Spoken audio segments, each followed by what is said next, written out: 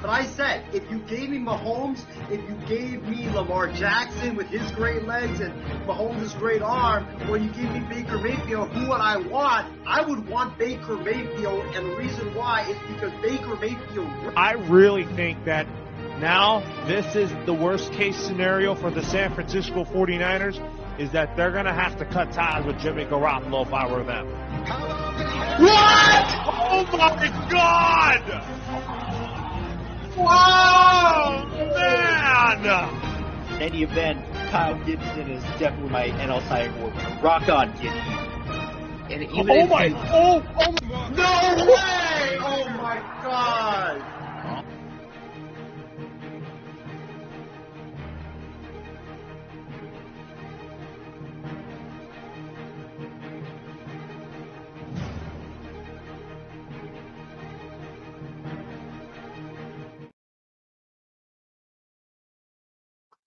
You know, Isaiah, I still hate that intro for you. Mayfield over Mahomes. Anyway, welcome to a brand new edition of Sports Weekly here on the MI6, IM6 Entertainment Network. This is March 3rd into the 4th. Great to have some interesting and relevant topics to talk about. With me, of course, is the Asian Skip Bayless. I'm James Gonzalez, of course. His name is Isaiah Leong. How are you tonight, Isaiah? James, first of all, what a great weekend it's been, man. The Boston Celtics, even though I hate the Celtics, we'll talk about them in depth in a bit, but the Celtics cream Golden State. You know I hate Golden State with all my heart and soul, so that was great to see, even though I hate the Celtics. The Lakers lost. That was terrible. But, hey, the best news of the weekend came on Friday night when we got a orange and black bomb into the Bay, and that was my guy Matt Chapman, who I saw grow up with the A's. That guy is coming back to the Bay, James, to be the next Barry Bonds of the San Francisco Giants and to lift the Giants back to where they should be, and that is contending, man, and to save the Bay Area. So for me, that was the news that took the cake out of the whole weekend, man. It's been a great weekend. A lot of great stuff going on left and right. I'm going to spring training next week Tuesday, so can't wait to check out all these great games and camps, maybe get a lot of autographs. Definitely hitting your Angels when I go down there, so maybe I'll bump into Mickey Moniak, but baseball is almost here with opening day. NFL free agency starts in 7 days. That's very exciting. But yeah, it's been a great weekend. A lot of drama at work, but we're not here to talk about my work. We're here to talk about sports. And man, it's been a great weekend, especially James, with the Giants getting their transcendent star. Yeah, he's not going to be Barry Bonds. Anyway, and hey, there's a new way to get your baggage if you're at the airport. Let's get into our NBA segment. So today, I think it was the second game of the doubleheader on ABC. The NBA segment here with the Celtics hosting the Warriors, a rematch of the 2022 NBA Finals. And it was not close. Jason Tatum, Jaylen Brown, and the Celtics thrashed the Warriors 140-88, handing Stephen Curry the worst loss of his career. And I believe he only had 4 points in the ball game, I want to say. So some notes from the game, in my opinions here, before I go to Isaiah. So Boston won their 11th straight game today. And it's their third win by or over 50 points this season. It's the most ever by any team to win 3 games by or over 50 points. The threes were going for Boston early and often. By the way, it was Jason Tatum's 26th birthday, and well, the game was icing on the cake, and then the party is going to happen probably. It's already been going on. The huge win was amazing. You look on the other side of things, though, man, with the Warriors, it seems like they have it in gear. And then Andrew Wiggins. And I want you to talk about this too when I give you the rock here. But with Wiggins leaving the team again because of, I think, family issues, I just have to believe that's a distraction like it was last year. And you saw what happened when he's there. They won the world championship over Boston. It's just amazing how key he kind of is. When the threes aren't going, let's just say, or somebody's banged up, they always needed Wiggins to be that, extra player that can give them, 25, 20 points, right? In the starting lineup. And he left the team abruptly. I don't know how long he'll be gone for, but remember last year, I think it was pretty much, half of the season, I think it was gone from Golden State. So, before I throw it over to you, I'll just mention Tatum. Again, he had a huge, huge game. Again, the threes are falling. They had a huge second quarter. I think at the half it was 82 to 41. I forget what it was. No, it was 38. Yeah, 38. That was just crazy when I saw that. I was like, oh, I didn't miss anything because I barely caught in the second quarter. I just couldn't believe it. But Brown had 29, Tatum had 27, Pritchard had 19, and he's been better for them this year than last year. Spotting up for threes, getting steals. Derek White had 14, Hauser had 12, but that was in garbage time.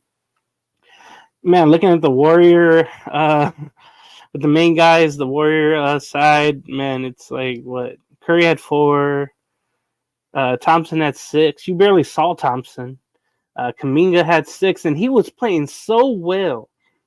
Was Kuminga until today? He was very key for them before this afternoon. And yeah, Isaiah, thank you. 82 to 38. And Looney had 3, but that was it really for the Warriors. So, Isaiah, what did you think about this Beantown blowout against the Warriors? Well, I'm so glad that our guy Ben Cruz is probably asleep right now and not on this Happy program. belated birthday. Yes, happy belated birthday, Ben. Hope you had a great birthday. And congratulations, your Celtics. I think in my birthday message to you, I told you like, hey man, I hope your Boston Celtics beat the living breaks off Golden State, and that would be a perfect way to celebrate because it's a finals rematch in which one of the Celtics' most painful memories in their franchise history, and you can go ahead and get revenge for that. I mean, that'd be perfect. But James, I gotta make a confession. I gotta make an admission. I am never wrong on this show, but this is one of the very few times that I am wrong. And I gotta say, even though I want to bite my lip and say this, but I was dead wrong about the Boston Celtics. The Boston Celtics. Go ahead. No, let me say this. Because a lot of people thought that they were kind of done. And maybe this is just one game. But I noticed like all their threes were going in, especially in the first half. So it made it look like, hey, that they're back. Or this is what they can do when their shots go in. But I think it was more about the Warriors just not really showing up. That's what I think it was, Isaiah. But I got to give the Celtics credit because I know a couple weeks ago, before the second half of the season started, I said this. I went live and I think I said this. The New York Knicks have taken over in the East over the Boston Celtics, and they are now the best team in the East over the Boston Celtics. And boy, have those words just absolutely turned into fool's gold, and has turned rotten fast, because ever since I uttered that, James, all the Knicks have done is lose. And even when they win, they lose because they go out and lose Jalen Brunson, and we'll talk about him in a bit. But the Knicks have underwhelmed. I think they're in their last 10 games, they're 3-7, which is not good at all. They're beating up on the bad teams against the good teams, against the teams you have to beat. beat to be a championship contender, the New York Knicks have faltered against those teams, while the Boston Celtics just beat everybody, and they just beat them left and right and beat them by double digits or more. Like, the Boston Celtics, I was very impressed with what they did against the Golden State Warriors. The defense was so stingy. I mean, Jaylen Brown against Curry. Did you know, James, Steph Curry in his career, he had made a three in a 500 straight or 400 straight games. He had made 1 3 at least in the game. Today, he was 0 for 9 from downtown, and he had a career low 4 points in this game. For you to hold the greatest shooter of all time, Steph Curry, to 4 points and no threes, I mean, it just shows you how great and stingy their defense was all game long. And you look at the other guys for the Golden State Warriors. You look at guys like, as I'm pulling up the the box score, but Jonathan Kuminga, who has been great offensively for the Warriors in the second half, he had only 6 points. Moses Moody was their best player. He had 11. Draymond Green, even though he doesn't really do anything, a lot of times offensively, he had 6. And then the big one is Klay Thompson. Like, Klay Thompson, yeah, he moved to the bench, but guess what? Klay Thompson can still score and score at a high level. And Klay Thompson only had 6 points in this game. And, you know, Kevon Looney had 3 points.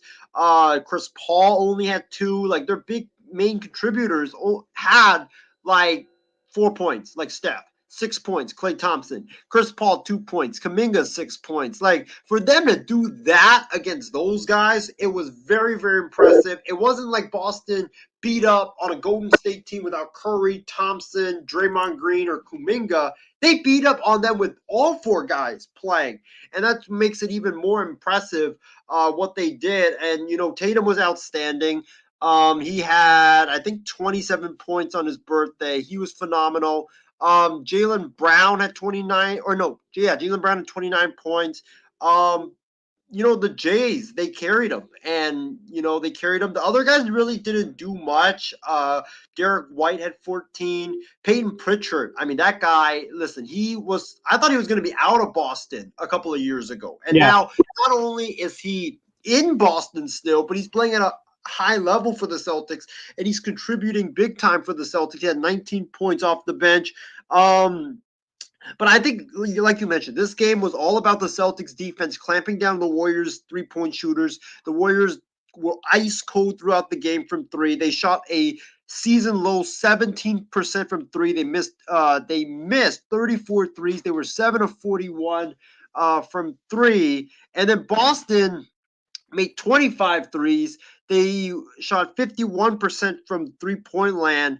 And also Golden State's free throw shooting wasn't that good. They were 9 of 13, only shot 69%. You're never going to win a game shooting 69% from the field. So, I mean, credit to Boston. That defense was hellacious. The defense just clamped down, and for them to do what they did, amazing game plan by Joe Mazzulla, an amazing game plan by that coaching staff, just being able to shut down completely Steph Curry, Klay Thompson, Kuminga, and those hot shooting Warriors, man. Because, I mean, that's not an easy task. And for them to do what they did was just amazing.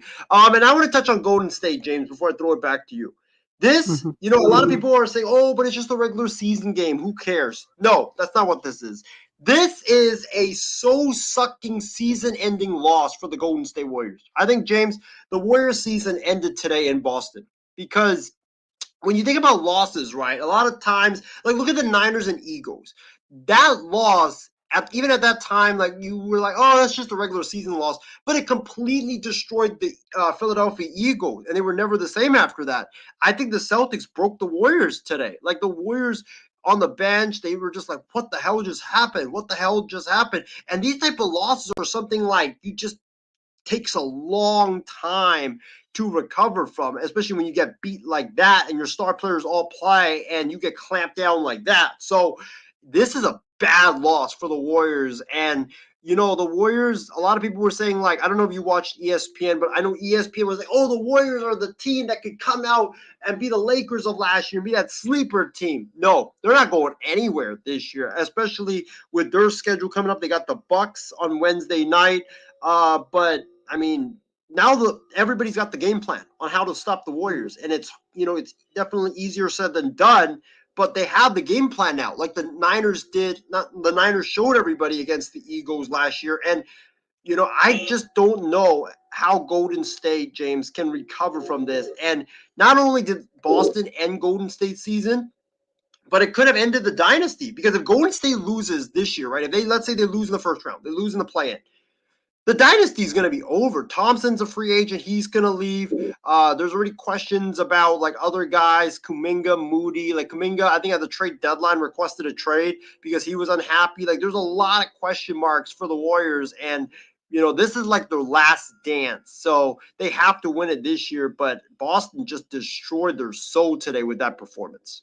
Yeah, I'll probably take the Lakers over the Warriors when it comes to get teams on the outside looking in, the 8th spot, or after that, I should say, or before that. Some other NBA games of note from Sunday's slate.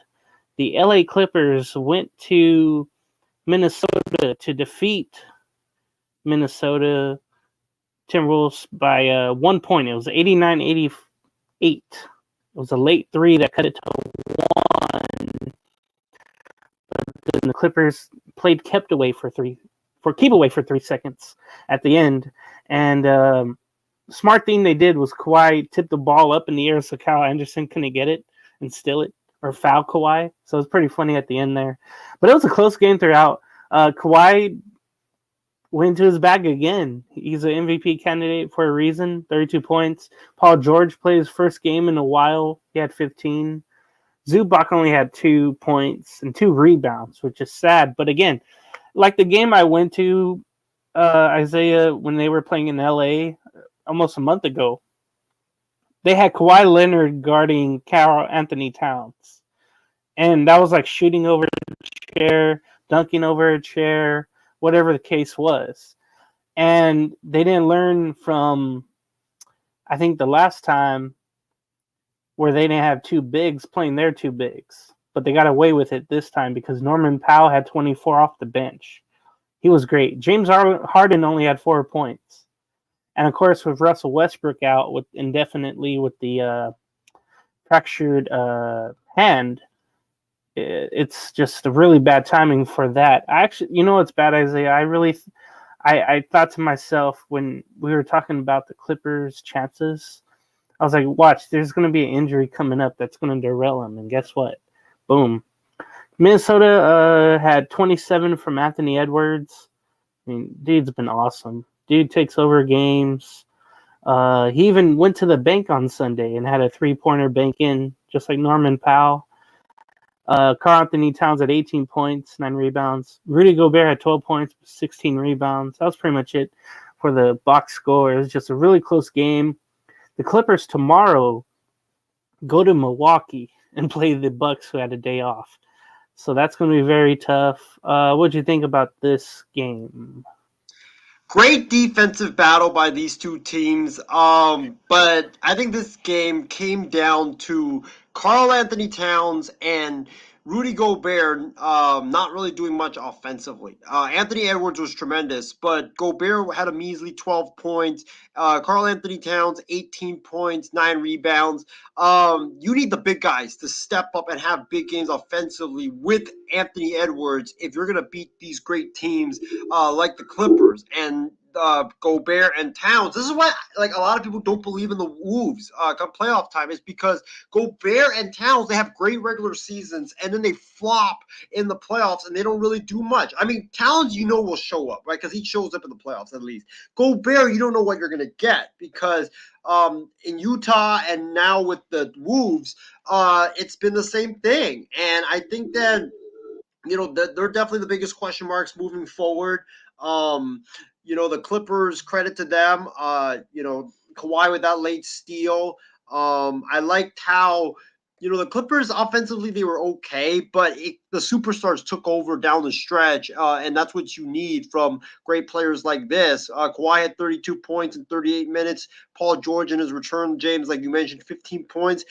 The biggest catalyst, though, Norman Powell. That guy is an automatic bucket getter off the bench. He had 24 points, which was huge for the Clippers, especially in a close, low-scoring game like that. Any buckets you can get besides your stars, it's great. So, this just proves moving forward that the Timberwolves are questions. They're big question marks because you don't know what you're going to get come playoff time from Rudy Gobert and from Karl Anthony Towns. If those guys can show us and they can give you consistently like 20 points a game from both guys, then the Wolves might actually be contenders. But now they're frauds because we don't know what they're going to give you. One night they can be really good. Towns can give you 30 points, 15 rebounds. The next night he'll give you 8 points, 9 rebounds, and that's just not good enough in the playoffs. Yeah, you mentioned how low scoring the game was. I think that was kind of a refreshing thing to see. Just, how big the buckets were late, but then how big the stops were. That's just something I haven't really seen with the Clippers, but that's what they're built to do defensively. Next game on the docket, the Sixers go to Dallas. The banged up just Embiid is out basically, but the Sixers hold on to win 120 to 116 in Dallas. It just seemed like if you had an early game today, it really didn't come out well, depending on who it was, I guess. Tobias Harris actually stepped up for 28 points today. We've been waiting for that, but in a series, I don't think you can trust him. But Tyrese Maxey had 24. He actually fell and banged his head on a big from Dallas, so he was able to stay in and do well.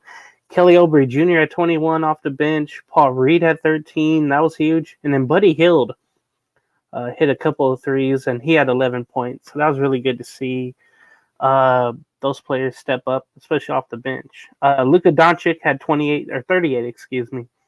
Kyrie Irving had 28 points. Jones had 21 points, and Derrick Jones Jr. He's usually a dunker, but he's kind of made his game a little more out there. Really improved it, I think. So that was really good to see. But one guy who really stepped up, and lately he's been hitting his threes from deep, is PJ Washington Jr. Remember, they got him in a trade from Charlotte, and he's been really good for the Mavericks as of late, as they try to get out of that playing position. But it's really tough in the West. Pelicans are holding their ground. Meanwhile, the Suns are here and there. We'll talk about them in a bit. So, yeah, like I mentioned, the Sixers win 121-16. It's really shocking. You would think, hey, without Embiid, the Mavs are going to take care of business. But we'll find out later with another injury-rigged game how one team didn't show up. The home team didn't show up. So, Isaiah, what do you think about the Sixer win, and what does it tell you about the Mavericks? I mean, we talked about Kyrie and Luka, I think, this morning, about like, hey, if things go bad, if they even miss the playoffs, Kyrie might want out. He might want to trade to the Lakers. Or you said Luka might want out, but I'm like, nah, I don't know about that. But was this just a lack of concentration by the Mavericks in this game today? No, I don't believe so. I think that, folks, this is a situation worth watching the rest of the season. The Dallas Mavericks are imploding as we speak. The Dallas Mavericks currently, their record is 34-27, but after their 7-game winning streak, Dallas is like a measly 4-5 after that. And the 7-game win streak that they were on, they weren't playing a lot of good teams. Now they're playing a lot of great teams like Boston and the Philadelphia 76ers, and they're losing those games. Against the Celtics, I think they lost that game by 20 points. Against the Sixers, they fell behind to end the third quarter by 14, and it really took a lot to claw back, and they weren't able to claw back in that game. I know Luka Doncic, Luka Doncic had 38 points. He was phenomenal, 38-point triple-double. Kyrie at 28. He was great. Derrick Jones Jr. at 21. PJ Washington, like you mentioned, hitting those big threes.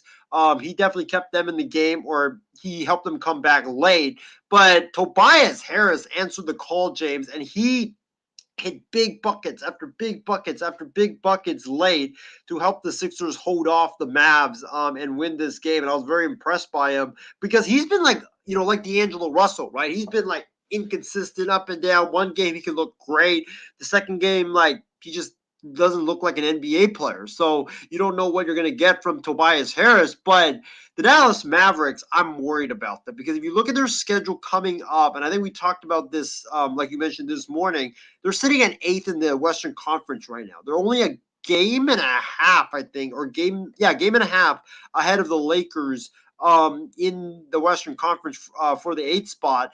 If you look at their schedule, they got the Pacers coming up, who's a playoff contender. You got the Heat coming up, another playoff contender. The Pistons, they suck, but it's in Detroit. And when you're playing in Detroit, it's definitely no gimme. The Bulls have been very tough at home as well, so that's not an easy game. And then you play the Warriors, the Thunder, the Nuggets. That's a huge 3-game stretch. So this is a situation to keep an eye on because the Dallas Mavericks, if let's say they choke, they miss the playoffs, or they lose in the play-in tournament, miss the playoffs, or they lose in the first round by, let's say they lose in 5, right, or 5 or 6, it's not competitive. I think there's going to be major changes in Dallas that is going to be felt across the league because potentially Kyrie could be available. Kyrie may be joining LeBron in LA. Luka Doncic, after last season's terrible year, I mean, there was talks that he could want out. He might want out. Jason Kidd could be fired. I mean, there's a lot of moves potentially that could shake up not just the Mavericks but the NBA. So this is why we have to keep an eye on Dallas because Dallas is where I feel like could change the entirety of the NBA forever. Let's go to Cleveland. So luckily after that Warrior game there was something else to watch and something after that as well.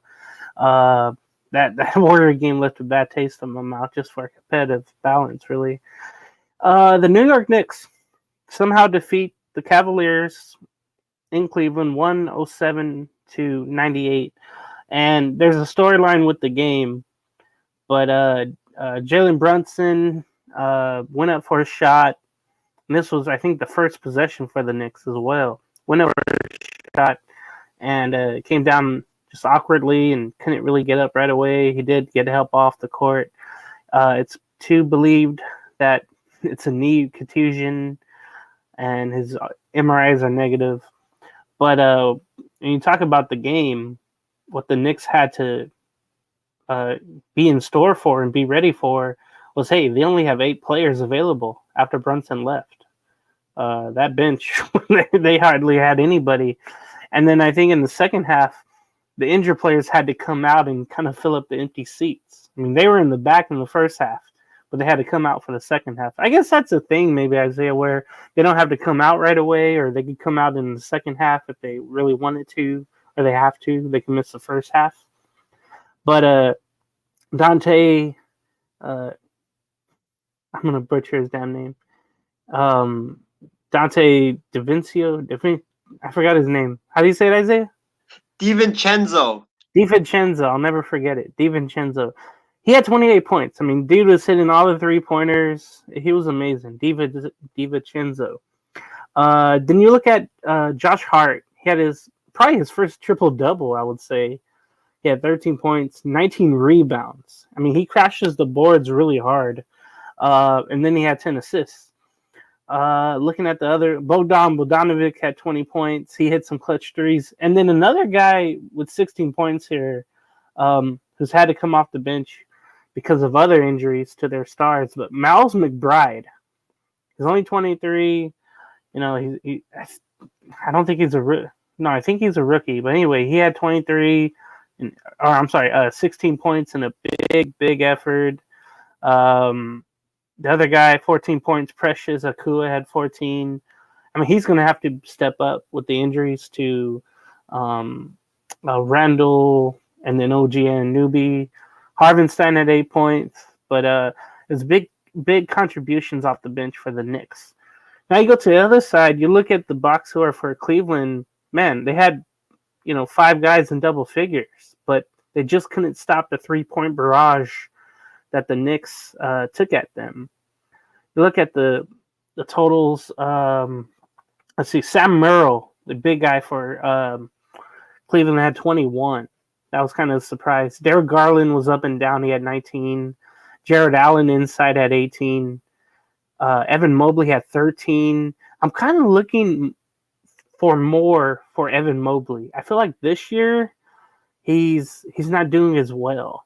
There was that one, I think his rookie year, I think he was 21. He was really balling out. And just doesn't seem like that's been the case here. Or 22 it was. But I think he's just slipping this year almost. And Okoro had 17, but that was really it. Some other notes about the game I had, because I was watching it. So just think about that. Brunson and 3 other starters are out, but somehow the Knicks just played great defense. 3-point shooting was great. And again, Hart having a triple-double is amazing, but you look at DiVincenzo there, it was amazing, his performance. His performance from deep was amazing. And then I look at the other side of this, Isaiah. If you're the Cleveland Cavaliers, this is an embarrassing loss. You had probably almost a sold-out crowd there today. Although they were without Donovan Mitchell and Karis LeVert, they should have easily handled this New York Knicks team without Brunson. And especially at home, when they honored Dan Gilbert's son who passed away of cancer, everybody wore bow ties. They had the rally towels going for Gilbert. And again, it's just an embarrassing loss for Cleveland. And then I think it further shows that Cleveland doesn't have that killer mentality or instinct. And you saw it last year in the first round where the Knicks disposed of Cleveland, I think, in 5 games. So it's just bad memories. And by the way, the Knicks do take the season series 2 out of 3. And again, what I mentioned with Brunson, Isaiah, it feels like the Knicks media is keeping something from us about Brunson's injury. We'll see what happens. But again, they're saying first they said sore knee, then they said knee contusion, knee bruise. But I was talking to other people, and they were mentioning, it could be some nerve damage, and it could be threatening to a season. So that's what I'm kind of worried about. And again, it's one of those non-contact injury plays that you really hate to see. You see it more in football, I think, than you do anything else. But what do you think about this crazy game that happened and the Knicks overcoming injuries to win it in Cleveland? James, let me tell you this, my friend. Let me tell you this. And when I raised my voice, I got something exciting to say to our fans out here, James. James, let me tell you this. There is a new star in New York City, and his name is that man, Dante DiVincenzo, man. This is Jeremy Lin 2.0. Oh, this is Linsanity 2.0. The New York Knicks not only have one superstar, they've got 2 superstars. Dante DiVincenzo is a bona fide star. This guy reminds me of Brock Purdy, but in the NBA. This guy, ever since he's been in the starting lineup, he's averaged 26 points per game. And without Brunson, you would have thought, okay, crap, they're going to lose this game because they don't have their leader and they don't have their superstar. But guess what? Dante DiVincenzo did what he's supposed to do. He stepped up and he put the Knicks on his back and he carried the New York Knicks to a victory, man. 28 points. He was outstanding from 3-point land, just splashing 3 after 3 after 3. Really good defensively as well. Yes, they don't have Brunson. That's a big loss, and I'll get to Brunson in a bit. But Dante DiVincenzo, that's the biggest story of this game, is that Dante DiVincenzo is the superstar, the second superstar of the New York Knicks. And I believe that this Knicks team, there's a reason why I said the New York Knicks, I think, have overtaken the Boston Celtics, because when you thought about the Knicks and you thought about the Celtics, Boston was great from 3. They had 2 superstars with Jaylen Brown and Jason Tatum, and also they could dominate you in the paint, and they had really stingy defense. The Knicks, you look at them now. DiVincenzo's a superstar. Jalen Brunson, he's a star, right? So they got their 2 stars. Then you look at what the other stuff. 3-point shooting. Knicks got Bogdanovich. They got DiVincenzo who can shoot it. Like before, the Knicks didn't have 3-point shooting. They were all about mucking it up in the paint and shooting mid-range. Well, now they have 3-point shooting to go around, to go with the mid-range and the paint game and to the great defense. I think that they're the biggest threat right now to the Boston Celtics. And I really believe, James, that the Knicks, if they continue to play like this, the New York Knicks will be a dangerous threat in the Eastern Conference. And Brunson, oh man, it sucks because this guy just keeps getting hurt. Like like the last 2 weeks, I think he's been like in and out of the starting lineup. He came back for this game, and he gets hurt. I mean, it's just very unfortunate because with a healthy Knicks team, I think they can go a lot places.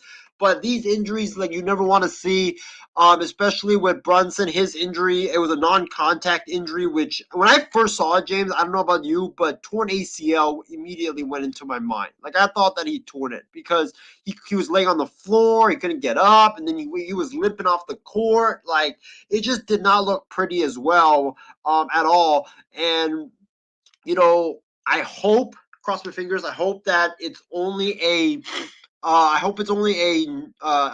just a sore left knee, but I don't think it's just that. I think that because he couldn't walk on it. If you can walk on a sore left knee, you could even walk on it. So I agree with you. I think it's worse than what they're letting on. I know there are other people saying it's a nerve contusion, so there is something with the nerve.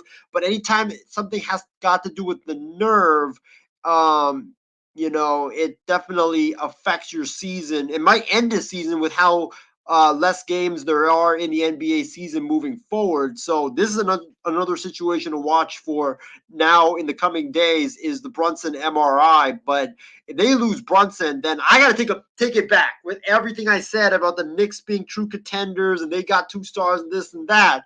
But I mean, it just sucks that Brunson got hurt. And for Cleveland, this is a bad loss, and it shows again that the Cleveland Cavaliers cannot get past the New York Knicks. That's their main arch rival. They just can't get over the hump and beat the New York Knicks.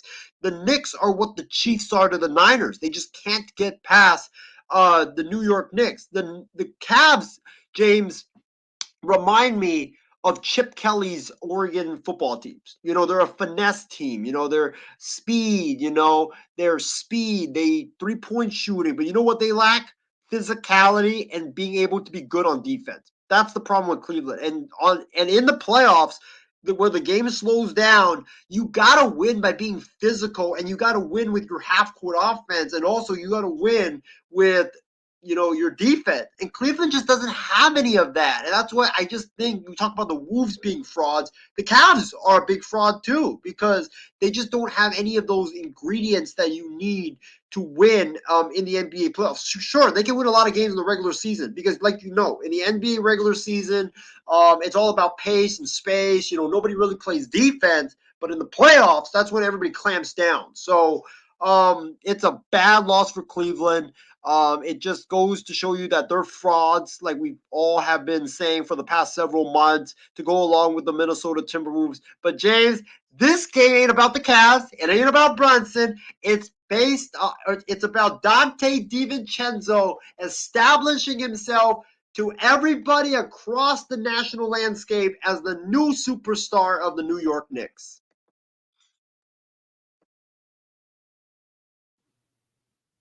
Let's just hope he has a longer shelf life than Jeremy Lin did there. Because that just went away. There's just certain things that don't last long. You can have your 15 minutes of fame, but be careful because eventually if you don't do well, it will go away. So that's why I'm worried about Dante. But he was the one that came from Golden State, right? So he really learned under Curry and all that. So he's better off, I think. And what's even worse, James, I hate to interrupt you. What's even worse is that the Lakers could have offered him $5 more million to sign him, but instead they decided to be cheap and sign Gabe Vincent instead. And you look at it right now, DiVincenzo's averaging 26 points per game ever since he got into the starting lineup. Gabe Vincent has played 4 more games than you and I have suited up in the NBA this season. Oh my It's a joke god. of a signing. Just unfortunate injuries too for Gabe. Let's get to the later game, the last game on the docket here. The Oklahoma City Thunder, outlasted the Suns. In the first half, it was not really a close game. They led almost, I think, by 20 at the break. Phoenix just didn't play well together in the first half. They had so many turnovers and missed shots. I mean, they were trying to go side to side with the ball. They had this little point guard out there named Lee, and they left him open. Did the Thunder, and it was good because they were trying to get the ball to someone else instead of Lee, and this Thunder kept stealing the ball away, literally. The Thunder, played well together. They took advantage of those turnovers on fast breaks. And yeah, like I mentioned, that third quarter coming out of the break, man, the Suns got hot with their 3-point shooting. But OKC held on, luckily. It was a big game for Shai Gilgeous-Alexander. And Isaiah, I hope this is a launching pad for the Thunder to be on more on national television. I mean, you've seen, I think, every time they're on national television, I stop and watch it. Because, like you and I mentioned, I think along with Minnesota, along with Orlando, that they're going to be the teams that will really come alive this year, and we're right on that. Look at the Thunder now; they're alone at the first spot in the Western Conference. Now we didn't know how good they would be. We knew they would be good, but we didn't think the record would be like this. But they're so deep, and I think that's what helps them. Gilgeous-Alexander with 35 points today. He had so many great moves. Jalen Williams had 22 points. Chet Holmgren had 14. Dort had 13. But it was just a well-balanced attack for the Thunder. But they did it mostly on the defense, especially the bench. You got to give them credit. For the Suns, without Devin Booker, who we'll talk about next, Bradley Beal had 31 points. It was good to see him out there. Remember, he was ejected yesterday, I believe, against the Rockets. I think Jalen Smith got in his face or something, and he kind of slapped him in the head. Kevin Durant had 20 points. Nurkic had 14. Gordon had 13. So they did make a surge at the end, but it just wasn't enough. The Thunder, again, win 118-100. What did you think about this game with the Thunder on the road outlasting the Suns? My biggest takeaway from this is the Thunder are for real. They are a very, very fun team to watch. I agree with you. I hope the Thunder get more appearances on national TV because they just are such a fun team to watch with their, ball movement, player movement, their young talent. It's just such fun to watch the Thunder play. And, I know they're playing the Lakers tomorrow, so I hope they take it easy on my Lakers, but it's fun. It's just they play with so much energy and confidence, man. Like it's just so much fun to watch. But I hope this matchup is a second round playoff matchup because I think that if Booker's healthy, and we'll talk about Booker like you mentioned in a bit, but if Booker's healthy and the Suns get out of the first round, I mean this is going to be a fun matchup. I think it will go 7 games between the Thunder and the Suns. Both teams. Great three, like they can shoot 3. They have really good offensive talent, and defensively, I didn't realize this, James, but the Phoenix Suns are ranked number 4 in defense in the NBA. I mean, Frank Vogel is doing a great job defensively for the Phoenix Suns, fixing that defense. But this is a fun game. The Thunder led big early. I think the Thunder were up 56-42 at halftime. I kind of thought it was going to be over afterwards, but then the Suns came back with a 10-point advantage in the third quarter, and then the Thunder closed it out late. But very impressive win by the Thunder because when that lead was shifting late, the Thunder with that inexperience could have easily melted down and just be like, okay, whatever. We a veteran team can close us out. We don't know how to close. But for them to close out the Suns in Phoenix was very, very impressive. I loved how they did it. Chet Holmgren only had 14 points. He was not really that good. But other guys like Jalen Williams, he stepped up, 22 points. Lou Dort had 13 points. SGA was phenomenal, 35 points, man. I mean, I can't believe your Clippers gave him away to the Thunder, man. I mean, you guys gave away a superstar, James. But don't worry about it. My Lakers have made some stupid moves in our past history, like Zubac for Mike Muscala, whoever that is. But Giddey at 10 points in 19 minutes of play was pretty effective. And then you look at the Suns, just balanced. Kevin Durant, 20 points, 36 minutes. Joseph Nurkic, 14 points. Am I reading this correctly? 31. No way. That can't be right. That cannot be right. 31 rebounds. He had 31 rebounds tonight. I've never seen that before in the NBA. I thought they just mixed the points with the rebounds. James, can you confirm? Is that serious? Wait. They had 31 rebounds. Let me look that up. Who There's had no 31? way. It says on the stat sheet he had 31 rebounds. Wait, on the There's Thunder? no way he had 31. Nurkic. Oh, Nurkic. Yeah, I have 31. I thought it was 3. It was just, 30. it was just probably a lot of missed 3-pointers maybe or shots, and he was. Remember, he's the only big one there. Because when you think about it, Eubanks, rarely plays. When they didn't have DeAndre Ayton, you knew they were gonna get a little more finesse than stronger. So I didn't even catch that. Thank you. I didn't even catch that. I thought you were talking about something else. Wow. Yeah, I can't believe it. 31 rebounds. Wow, I've never seen that before in the NBA. I probably will have to go back to the highlights and watch all the rebounds that he had. But no, don't do that. What a performance by Nurkic. I mean, record-breaking for sure. And then Bradley Beal had 31 with Kevin Durant, 20. Durant, I'm surprised didn't have more, especially with Booker being out. He definitely needed to take over the game. But, I mean, this is a fun matchup. Kudos to the Thunder for closing it out. Can't wait to see it, hopefully, either in the second round of the playoffs or if my Lakers are eliminated early, Western Conference Finals. That's amazing, again, by Nurkic. In a losing effort, have 31 rebounds. And now, let's get to the final topic. The final topic. Oh, no, not the final topic of the NBA, but about the Phoenix Suns. Superstar Devin Booker, he left the game on Saturday night against the Houston Rockets. Maybe you want to put that picture up of him spraining his ankle, and he did not return to the game. He missed the game tonight against OKC at home, and his availability moving forward will depend on the x-rays that we haven't had yet and the MRI. It's funny how some teams get it right away and some don't. And this was at the home arena with Devin Booker not getting it right away.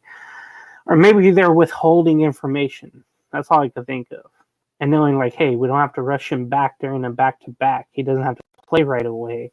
And when I saw this injury here, I saw what happened after. He got up almost right away and he walked it. He was kind of jogging off. So whenever you see a player jogging off like that, you think, man, there's really it's like an emergency feeling on that, I guess.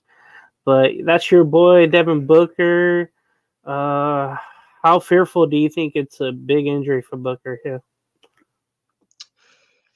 This is an injury, James, that I think will determine the Suns season moving forward. The MRI is going to determine the Suns season because if Booker is out for, let's say, because sprained ankles, right? You can't come back in a week unless you're Superman. You can't come back in maybe 2 weeks. It takes about 3 to 4 weeks, right? So we're in March right now, right? The season's almost over. The Phoenix Suns are sitting here right now in the Western Conference.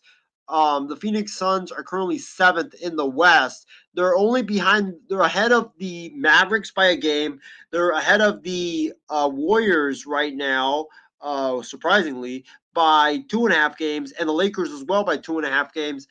The Phoenix Suns need all the wins that they can get to stay in the position that they are in right now. And Devin Booker's injury doesn't help because he gives you that lethal weapon that can be an automatic bucket, whether from the 3-point line or mid-range or drive to the cup and lay it in. Devin Booker is one of the best offensive players in basketball, and now with Kevin Durant there, Bradley Beal, James, you don't know what you're going to get from him. You don't even know if he's even going to be on the court. So when he's on the court, you're just like, hallelujah, thank you, God. But you never know when he's going to be on the court. So Booker's their most reliable offensive player. He is average. He's having a career high year this year. It's just unfortunate that he got hurt. And like you mentioned with the Brunson injury, I think the Suns are just not giving up the information, because the Phoenix Suns know that if Devin Booker is out a month plus, that the Phoenix Suns, their season might be done, because they've got a really difficult schedule coming up. The Suns, they played the Thunder, they lost tonight. The Suns have the Nuggets in Denver, and that's very, very difficult to play coming up. Then they have the Raptors, who suck, but then they have the Celtics in Phoenix. Then they have the Cavs in Cleveland. They have the Suns, or they have the Celtics in Boston. That's a tough place to play. The Hornets, but then after that, Bucks, Sixers, Hawks sandwiched in the middle, Spurs. Then you finish off the season. This is their schedule, James, to finish off the season. If they don't have Devin Booker, they finish off the season with the Nuggets, the Thunder, the Pelicans, the Cavs, the Wolves, the Pelicans, Clippers again, Kings, Minnesota. There's a real possibility. I think the Phoenix Suns can miss the playoffs if Devin Booker is out, and now they're going to have to rely on Kevin Durant's greatness to carry them, because that's a very difficult schedule. And if you don't have Booker for a month plus, and even when he comes back, James, he's going to be very, very rusty.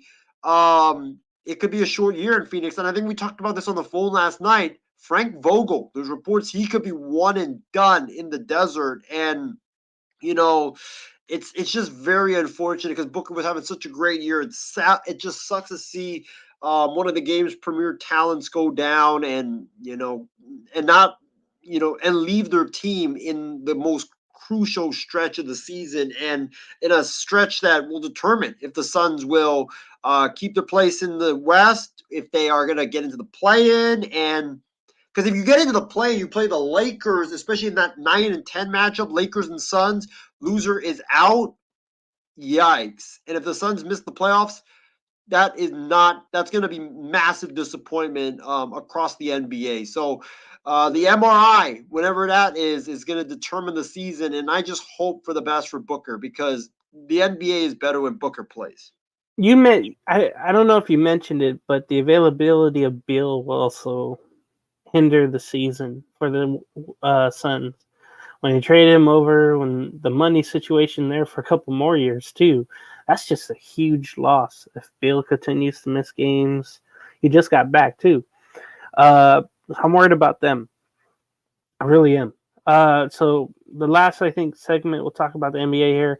Hornets guard Lamelo Ball has no timetable to return to the court as he continues to deal with his ankle technopat. Wow, never heard of that, but I'm pretty sure it's treatment. He's made zero progress in his rehab, and there's a strong possibility he could be shut down for the year. We were also talking about that, I think, yesterday or this morning with Lonzo Ball, Lonzo Ball, but how it affects the whole family. I mentioned, hey, maybe it's a genetics issue. We saw LiAngelo have an injury like that, where he's playing now in the Mexican League. Lonzo can't get on the floor for like 3 years.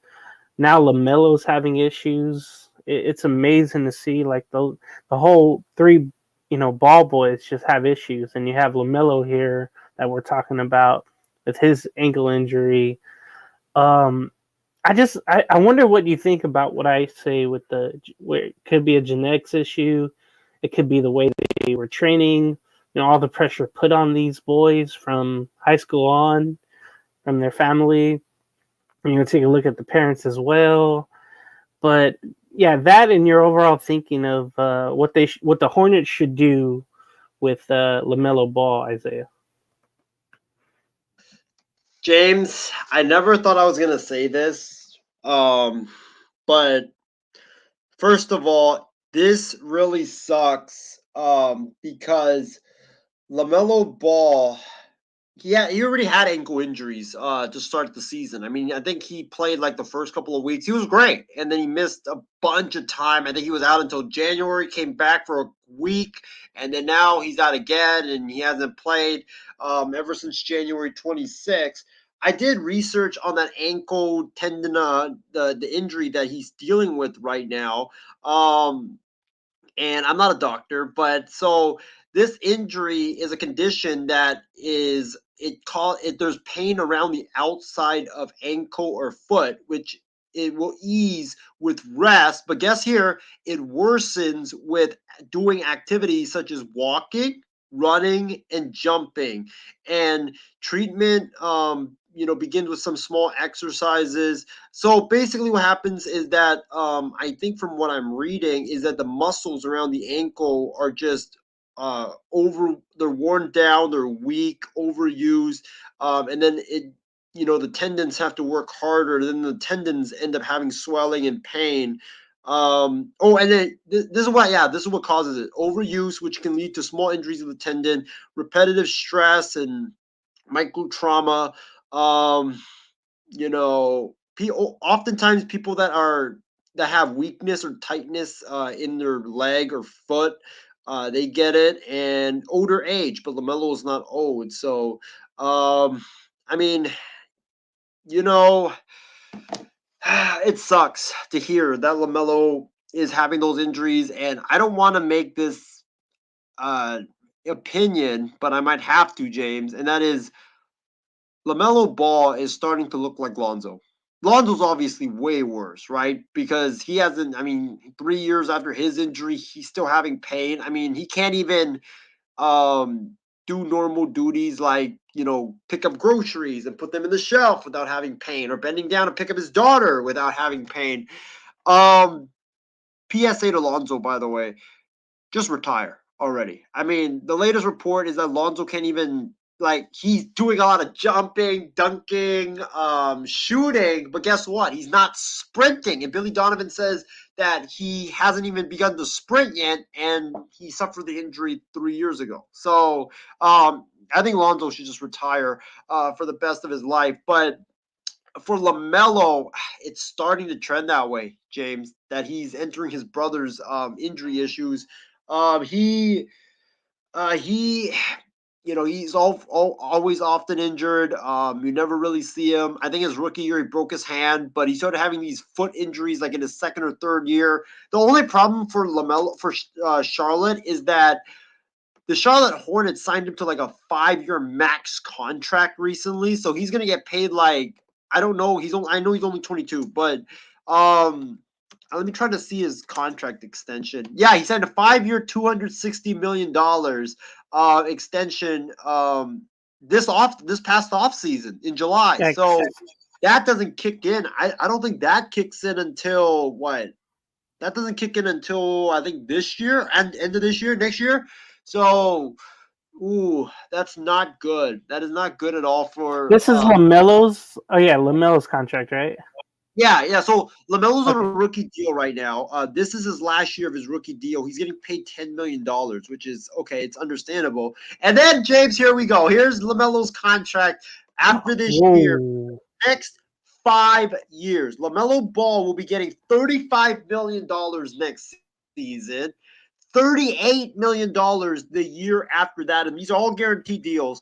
$40 million in 2026, $43 million in 2027, and $46 million in 2028. I mean, the Charlotte Hornets are screwed. Yeah. This is worse than a Zach LaVine contract or even a John Wall contract. Like this is gonna look maybe like the worst contract ever in the NBA. It's just very unfortunate. You don't know how many games he's gonna play, and this injury, James, is like it's an injury that gets worse with exercise. And LaMelo plays sports. So how are you gonna even be able to get better from this injury when you're basically doing the thing that affects the injury to make it worse? So it sucks. It's unfortunate. I think you probably agree with me. I think the Hornets should shut LaMelo Ball down for the rest of the season. Like no Oh reason. yeah, there's no reason to play. Yeah, exactly. I think that's what they're doing. But the thing that concerns me is that he hasn't made any progress in his rehab Yeah. since January, and that concerns me because this reminds me of Lonzo. Remember, Lonzo was not Yes. making progress for like 5 months, and then everybody was like, "Oh, what's going on?" And he had surgery again, and then now he's having all these issues, and he hasn't played for like the last 3 years, and he can't even sprint. The Ball brothers, it's just a tragic story. Yeah. So I remember probably he started off, I'm sorry, Lonzo started off so well in 2021 when they had that shortened season when they came back to action, and then that's like probably the last time we really saw him. I was at a game against the Bulls were at the Clippers, and he wasn't able to play. I'm like, damn, I hope that isn't a lingering thing. Well, guess what? We're sitting here 3 years later, and it's the same issues. So let's get away from hoops and let's get into some MLB spring training talk. Our team reports. I'll go first because you have 20 teams here in week 2 that you follow. Anyway, the Angels are 6-4. If anybody cares to know. Look, they're trying to get the most out of Zach Plesac. He's 2-0 this year in his starts, so that's really good for him because remember he kind of lost his way there with the Brewers. He had Cy Young stuff, never won it though. His teammate did, Corbin Burns, in 21, but I'm sorry, not teammates. I'm thinking of someone else, uh, but he had Cy Young stuff, and then the last 2 years with Cleveland weren't as good with Zach Plesac, and then the Angels just signed him really off nothing here, and he's trying to get into that rotation. Zach Neto looks good with 5 RBIs, and then Aaron Hicks, who plays here and there, has 5 hits. He is an outfielder trying to get into that crowded outfield, like we always mention with the Angels. Some other guys standing out: Ward, Neto have 4 hits. Will has 5. He balked up this year. Isaiah, remember he was kind of he had that long on base streak, and then just like Adele, he added 15 pounds of muscle. So both guys look like steroided up. They look roided up coming into spring. I'm like, wait, I don't recognize those guys. And you know what doesn't help, Isaiah? That screen printed little ass fonts on the jerseys with the numbers small, the names small, and all that. It's just like it looks like Fanatics. We could talk about that all the time, like how bad the jerseys look. But there's been some surprises. Jason Martin, former Dodger outfielder, has done well for the Angels. A guy who was in the Braves organization for a while, Iher Arianza, he has a couple of home runs, I believe, in the spring, and he's been hitting well. He's trying to get on the team, and you could always have some help with the infield. Hunter Dozier has been really good for the Angels as well. The young pitchers, though, and we always mention them. Like I was watching the game, they were playing the Padres. I think it was last Friday. I got to catch that on the rebound. Reed Detmers, if you don't know about this guy, in 22, he threw a no-hitter against the Rays, which is really tough to do. That was, of course, the game Anthony Rendon hit that home run batting left-handed, and then promptly missed pretty much the rest of the season after June. Man. But with Detmers, he has ace stuff, but then he'll have like 1 or 2 good starts in a row and then 3 bad ones. In this game, I think he had 4 walks after 4 innings. He didn't really 2 innings, excuse me. He didn't last too long. But more of the same for the Angel rotation, where it's just not well, and they need some veterans. They won't sign any veterans or free agents out there. So that's basically what the Angels right there. Again, they're doing well. I don't know if they're three-peat the spring training championship, if there is one out there. But yeah, Seth Johnson Ford here with a comment saying JD Martinez to Anaheim. Well, guess what? I think I was kind of hoping for that in November, December. But once it became January, And then February with Artie saying, hey, we're not spending any more money. We're not going big on the remaining free agents. It's just not going to happen with anybody. And let me quickly mention about Martinez, because I sent you that picture or that note about Martinez wanting what, 50 million at one point. 50 million, yeah. It was going to be like 2 years, 50 million, and everybody's like, no, dude, you're like 36. You don't play the infield. You don't play the outfield. You're nothing. When it comes to that price. Now, if you take it down, maybe a 1 year, $10 million deal, I think someone may do that, but it won't be the Angels. To answer you, Seth, it'll be like, you said Detroit. I think maybe Kansas City pulls a flyer on him if they really are serious about competing. Oh, that's right. Even though we don't really know who Seth is, but we know him, but not really know him. But just thinking about Martinez could really help the Royals out with the clubhouse. I think he's that veteran presence they would really like there. They did that pitching, but they didn't really do that with the hitters. What was the other question you had about me going to games? Oh yeah, are you going to any games this year? Tickets should be super cheap. Hell no. Come on, buy season tickets, James. Hell no. Let me tell you about that. So they raised season ticket prices no matter what. If Ohtani stays or if Ohtani leaves, 30% more for season tickets. Why the hell would I do that if they're not in the running of anything? Oh, no. See, the pride I used to have for that. I forgot it's an Ohtani jersey. Yeah. There you go. Yeah. So the pride I had for the Angels, it's all gone, dude. Like, they don't even get their own month from me. They're done, bro. I'm like, I don't even, for the last 3 years I've gone to opening day, and they start, I think, on April 4th against Boston, and I'm not even going to go. Screw that. I'm done with the Angels, bro. When it comes to going to games, like, I'll cover them on Halos on the infield. It'll be a sad time. And the Texas Rangers, of course, World Series champions. Yeah. Oh, hell no. Show the flag. Isaiah, show the flag real quick on the side. The patch. The other patch. No, the other one. The flag. Oh, okay. The blue doesn't look... I know the blue doesn't look like legit. It looked like it's off color on the state flag. First of all, why you gotta expose me like that? Hey, I know where you got that jersey from. Oh yeah, you gave it to me. You gonna get? Well, no, I didn't. I think someone not in America gave you that jersey. Anyway, yeah. So that's what I think about my team, Seth. I'm not even for like those bobblehead nights. I don't even care about that.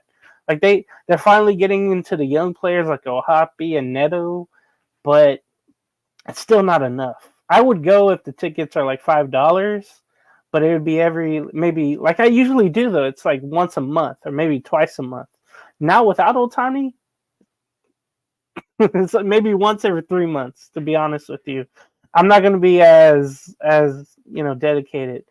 Isaiah, we'll go to you, and I'm scared to know who you're going to start with. You have like 8 options, right? So I'll let you just freelance this. Go ahead. All right. We don't really need to talk about the A's because they have probably the worst record in spring training. No, they actually aren't bad in spring training. They've been all right. I think they still have a losing record, but the A's haven't been bad. They just haven't been good. The guy that's really stood out though in A's camp, I can't believe we're saying this, and I know I ripped him so much last year. Nick freaking Allen. The guy's hitting 350 in spring training. He changed his swing, James. He went to some baseball tutoring thing called Driveline Baseball. I don't know if you heard of it, where a lot of players go to get their swing fixed. Nick Allen went there, and all of a sudden, he looks like he's hitting like Babe Ruth out there. I mean, the guy's hitting doubles, triples. He's hitting the ball very, very hard. I know it's spring training, but it's good to see Nick Allen doing it. Hopefully, he carries it into the regular season so I can not call him of a midget that much anymore in the Coliseum. But so that's good to see. Zach Geloff is another guy. Zach Geloff is looking like a stud. I mean, the last 7 games, he's had at least 2 hits in every game. He hit, like, I think he's had 3 home runs thus far in spring training. He's been very red hot. Geloff definitely looks good. Looking forward to seeing him, once I go down there to Arizona in the coming week, maybe. So, hopefully, Geloff is a building block for sure. Allen hopefully keeps it up, but I mean, the A's, the big worry for me is the pitching. I really don't know anything about their pitchers except Ross Stripling and Alex Wood. And Alex Wood was rocked today. And hey, Casey King, I know Casey was at the A's game today at Hohokam Park against the Rangers. I know Alex Wood was rocked in that game. So, but he did see Zach Geloff hit home run today. So that was definitely good to see. Casey, if you want, you can comment down below your observations about that game. Tell us what great things you saw, what things that the A's need to improve on, and also with the Rangers as well. So for the A's, that's my report on them. The Phillies, I haven't really been keeping track of them just because of, they're in Florida. There's really been nothing good, or there's been nothing really alarming out of Phillies camp. I know Castellanos hit a home run the other day. There's a battle between Christian Pache and Jake Cave, who's going to be the last outfielder. That's the big battle in Phillies camp right now. But I mean, I think the Phillies are ready to go. They're talking to Blake Snell apparently, and we'll talk about that in a bit. But the Phillies camp I think is going good. But let's talk about the defending World Series champion Texas Rangers, man. How about the kid, Wyatt Langford, the guy that James, my co-host, said was going to be Rookie of the Year? The guy has 3 home runs in the last 2 games. He's absolutely balling. He's killing the ball. He's hitting, I think, 360 right now down there in spring training in Arizona. Can you believe, James, this kid was drafted just last year? He was drafted just last year, and he might make it all the way to the big leagues, just like Evan Carter. But he's hitting the ball hard against top pitchers. He's doing really, really good stuff there. And, I mean, I don't know if hopefully he'll make the opening day roster. I don't know. Rangers definitely need a lot of help. But it's very impressive to see that he has the same amount of home runs as Juan Soto in the first 2 weeks of spring training, and he did it in just 2 games. So very very exciting for Wyatt Langford. Hopefully he keeps it up. I think he's leading the Cactus League in RBIs. That's also very exciting stuff. I know I picked I don't want to spoil my pick, but I changed my MVP pick, James. I picked Evan Carter to win MVP. Oh my God. I picked Evan Carter to win MVP. So hopefully that lasts. I don't know, but Wyatt Langford is looking like a stud out there. The other good news out of Rangers camp is that Max Scherzer is now going to be out until just June, not July or August like originally thought. So that's good news because the Rangers need big arms in the rotation because they don't really have any. Nathan Eovaldi dominating. You know who's dominating in Rangers camp, James? Andrew Heaney, your boy, is dominating in Rangers camp. He's got the strikeouts up right now. And it's crazy because Andrew Heaney never really struck out anybody. I know that firsthand. Yeah, and now he's striking out everybody. So I don't know what the Dodgers did with him, but I mean he's all of a sudden just striking out everybody. Evan Carter got hit on the hand, or he got hit with a pitch, but he's all right. He had a hit today. But yeah, I mean, I think the Rangers, for them, it's about getting healthy. It's about, is Wyatt Langford, is he going to make the club? Who knows? He's turning heads right now. And Dane Dunning also, he is debuting a new pitch called the forkball. So we'll see what happens with that. But that's on Rangers camp. It's been all right. I mean, they're just trying to get healthy, see if Langford's going to make it. And that's the exciting thing is Wyatt Langford, the performance of him right now. And, we'll see what happens with him. I mean, I'm excited to see because he definitely can hit for power. He's like Evan Carter. Doesn't really take a lot of takes a lot of pitches, so he definitely has that promise right there. I'm telling you, I saw something. I was like, you know what? He could be something. Black 30. Okay. Yeah, so it sucks to see former Angels go somewhere and do better elsewhere, but that's always the thing. And maybe it's a little touch of the Dodgers, but then you look at a guy like Tyler Anderson who went the opposite way, and it really sucks. But hey, maybe the Rangers don't, with the good pitching you're talking about, maybe they don't need another starter. Maybe they don't have to get Montgomery. Casey King here, and shout out to you, Casey.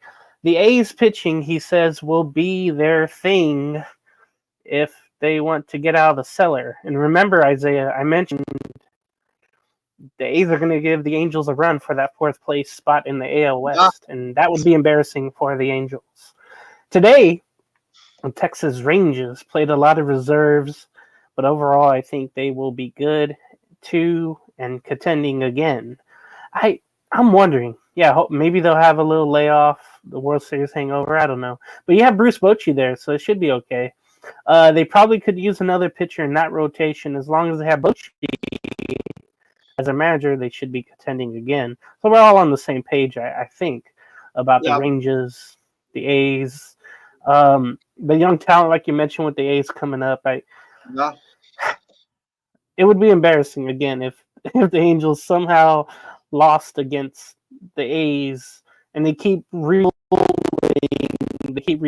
but then the Angels still can't beat them in a season series. That's just a horrible thing to really go through. I don't what I didn't understand is last year I would probably say the A's had like the worst roster, right? Because half of the season we were getting no hit for a lot of this. We were getting no hit for a lot of the games, late into the games, and a lot of our guys, a lot of our young talent didn't come up until like July or August. Yeah. How did the A's end up finishing with a winning record? We had a winning record against only one team all year long in the season series, and that was against the Angels. Like, how did we finish with a winning record? And we played the most against the Angels too. Like, how did we do that? Like, I don't know, man. It's just I can't figure it out. But to Casey's point, I agree with you, James. I think that the Rangers' problem is the lineup's going to be great. Bruce Bochy's there. He's going to have a calming influence. It's the pitching. Can that rotation hold up until guys like Scherzer, DeGrom, and even Tyler Mahle get back? I think that's the biggest thing. That's why I feel like they have to sign someone else. Maybe a Snell. If Snell, and I know we'll talk about him next, but if Blake Snell is willing to go 3 years, 30 mil, right? If his price drops that low, where it's 1 year, 10 million, because we're getting close to the start of the season, he needs time to ramp up. If he's willing to get like $10 million per year, do it, Texas. You have to do it because Blake Snell on a 3 year, $30 million with opt-outs after the year, it's a major steal, and he would be a great holding pin for the Rangers rotation until Scherzer and DeGrom and those guys get healthy, and he'll be great insurance just in case they get hurt again. That would be something, because I know we'll talk about him soon. But let's get to Matt Chapman. So, what was it? Friday night around 9 p.m., I think my time, or our time, excuse me. He finally signed with someone, finally got their franchise star, Isaiah wants me to say here. They signed third baseman Matt Chapman to a 3-year, $54 million deal with the San Francisco Giants to solidify their infield. The deal does include like Bellinger's opt-out after 1 or 2 years. Isaiah, you said earlier that this is like Barry Bonds getting Matt Chapman. He's going to have the impact just like Barry Bonds did. I just don't see that unless you're playing like the show, the video game.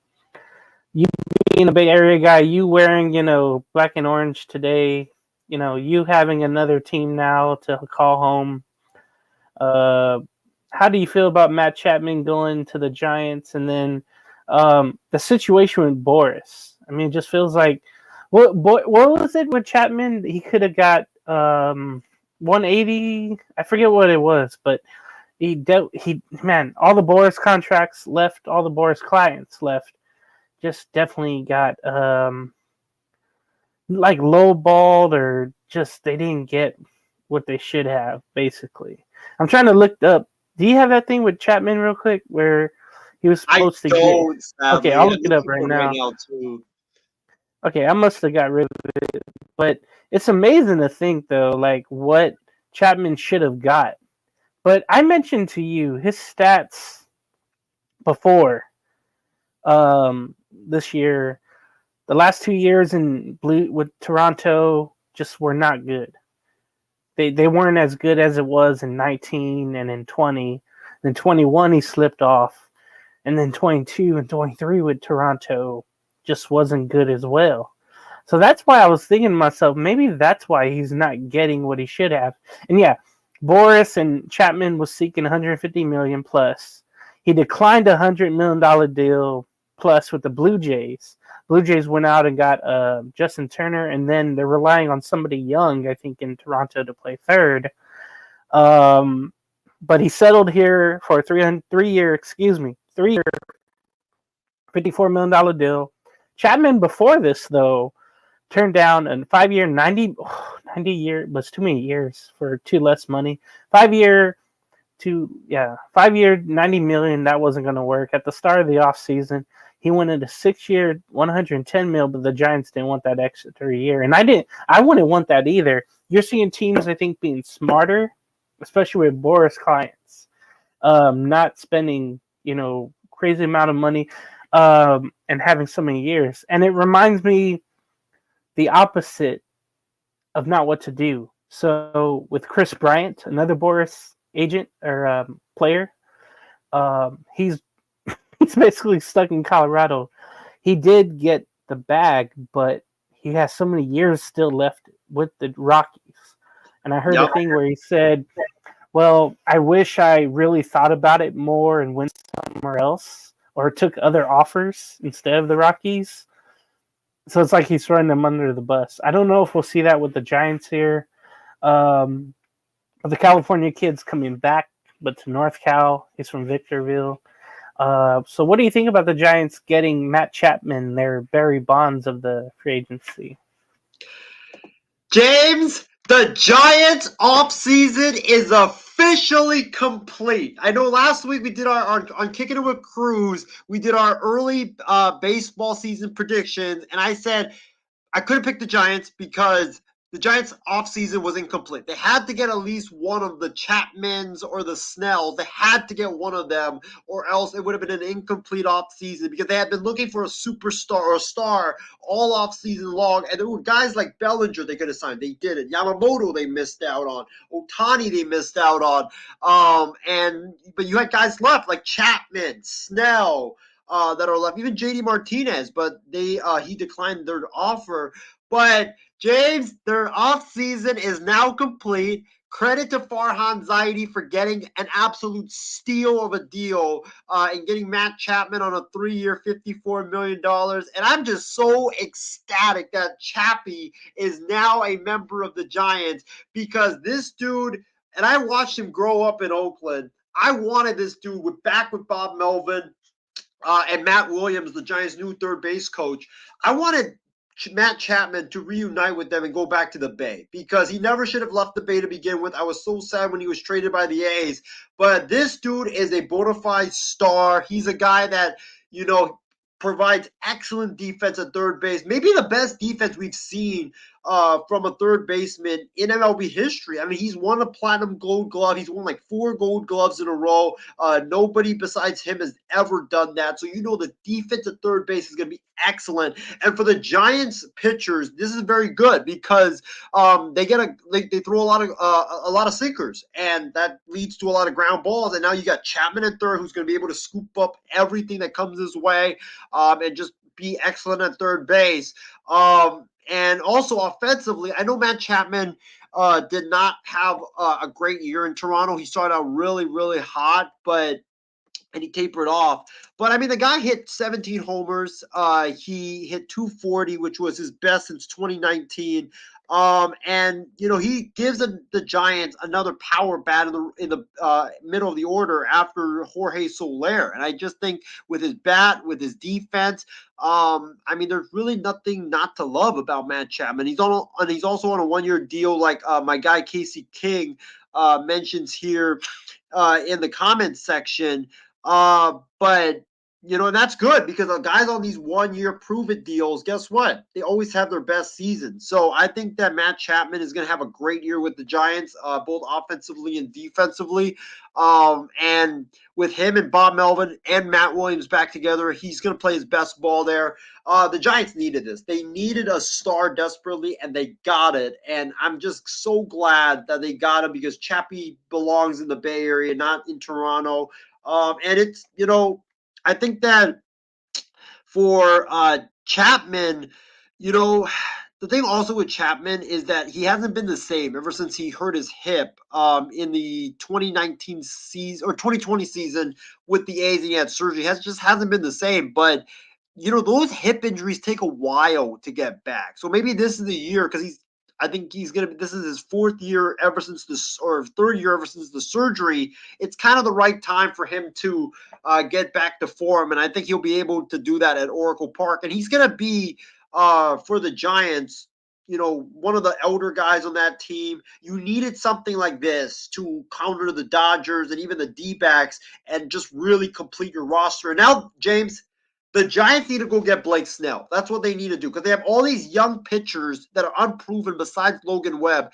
If you really want to contend, you got to give Bob Melvin another star starting pitcher in that rotation next to Logan Webb. And all these guys, like a lot of these young guys are getting hurt. I mean, Tristan Beck is hurt. He's got an elbow issue. Wynn, another guy that they were expecting to be in the rotation, he's out for a good chunk of the season because of an arm issue. So you got to get someone to be in your rotation, another veteran to be in your rotation because you just can't roll with Logan Webb and a bunch of young guys and expect to win. So, but I like this. This completes the Giants offseason. It's great, man. And James, this reminds me, I know you're going to call me crazy as hell and you probably will be like, don't say it, Isaiah. Don't say it, but I'm going to say it anyway. This is the best day in the Giants' history since they signed Barry Bonds, because the Giants haven't gotten a major free agent ever since Bonds, and now they get it with Chapman. And I know you're like, Barry Bonds was a better hitter than Chapman. True, but Chapman was a way better defender than Barry Bonds. So he's going to bring the greatness on defense. The bat, I think, will turn it around this season. So, man, it's exciting, man, and can't wait to see can't wait to see how the Giants season unfold. And call me crazy, James, but I think that the Giants could give the Dodgers a run for their money in the NL West. Because here's the thing. All these new talents that the Dodgers have, Ohtani, Yamamoto, Glasnow, guess what? It takes time, number one, to adjust to a new place. We've both seen that before, right? So guys like Ohtani, Yamamoto, Glasnow, they might not be able to start off on a great start right away. But also, Yamamoto has never faced major league hitters before this season. So when you're transitioning to facing major league hitters full time for the first time, it's tough. And a lot of these guys, like, Yamamoto could be in for a rude awakening to start the season. So I wouldn't be shocked if the Giants get off to a great start and just give the Dodgers a run for their money in the NL West because of how much new talent the Dodgers have to get used to, and the chemistry is also very important. So I could see it. Arizona, I don't really believe in them because I think that they're going to take a step back with all that young talent that really took a step forward last season. But now a lot of teams have the tools to figure them out with a whole year of researching their weaknesses. So I think Arizona is going to take a step back. So don't rule out the Giants in the NL West. Okay, after all that propaganda, the Philadelphia Phillies are jumping into the Blake Snell sweepstakes as they are reportedly interested in adding the reigning NL Cy Young Award winner, the lefty, on a short-term deal. Now, I haven't heard this. Of course, we just heard Isaiah talk about the Giants. The Yankees were in play, but I think he would not last a millisecond in that market. Also in Philly as well. I don't think that'd be a good spot for him. But it goes to show you that time is running out. You're already behind. You're not with your team right now. And you're literally taking maybe what someone is offering now. It just feels like that way with the remaining free agents. Montgomery, Snell, and Martinez. But we're talking about Snell here. And the possibility with the Phillies. So Isaiah, is there any smoke to this, or is this just passing gas? Well, I saw it on CBS Sports today, an MLB trade rumor, so I think there is something to it. Because when you have a short-term deal, like I think any team will get involved if it's like a 3-year deal. Because this is Blake Snell we're talking about, the reigning NL Cy Young Award winner. Nobody's going to get involved in a 9-year, $270 million deal or a 10-year, $300 million that Blake Snell originally wanted, which I think was stupid from the beginning. Because he's in his 30s. You're not giving a guy who's in his 30s a 10-year, $300 million, especially a pitcher, James. Especially a pitcher. Like, that's going to be just it's going to turn out awful for any team that gave him a 10-year, $300 million contract. So 3 years, 3-year deal, I think it makes a lot of sense. I think teams like the Rangers, the Phillies, any teams that we had ruled out in the beginning should definitely jump on it. Because 3-year deal, short-term deal with an opt-out, I mean, it makes a lot of sense. I think that for the Phillies, they definitely need another starter because right now when you look at the Phillies rotation, it's Nola, it's Wheeler. You know what you're going to get from them? Suarez is up and down, but he's mid. He's more of a fourth starter than a third starter. Taijuan Walker was god-awful last season. He didn't even pitch in the playoffs. That's how awful he was after Philly gave him a 4-year deal. And then who's the fifth? I don't think the Phillies even have a fifth starter. I think that they're going to go with a bullpen game. So you have to bring in Blake Snell. I think that if you do, you will add more depth to your rotation and you'll bring in a proven guy next to Nola and Wheeler.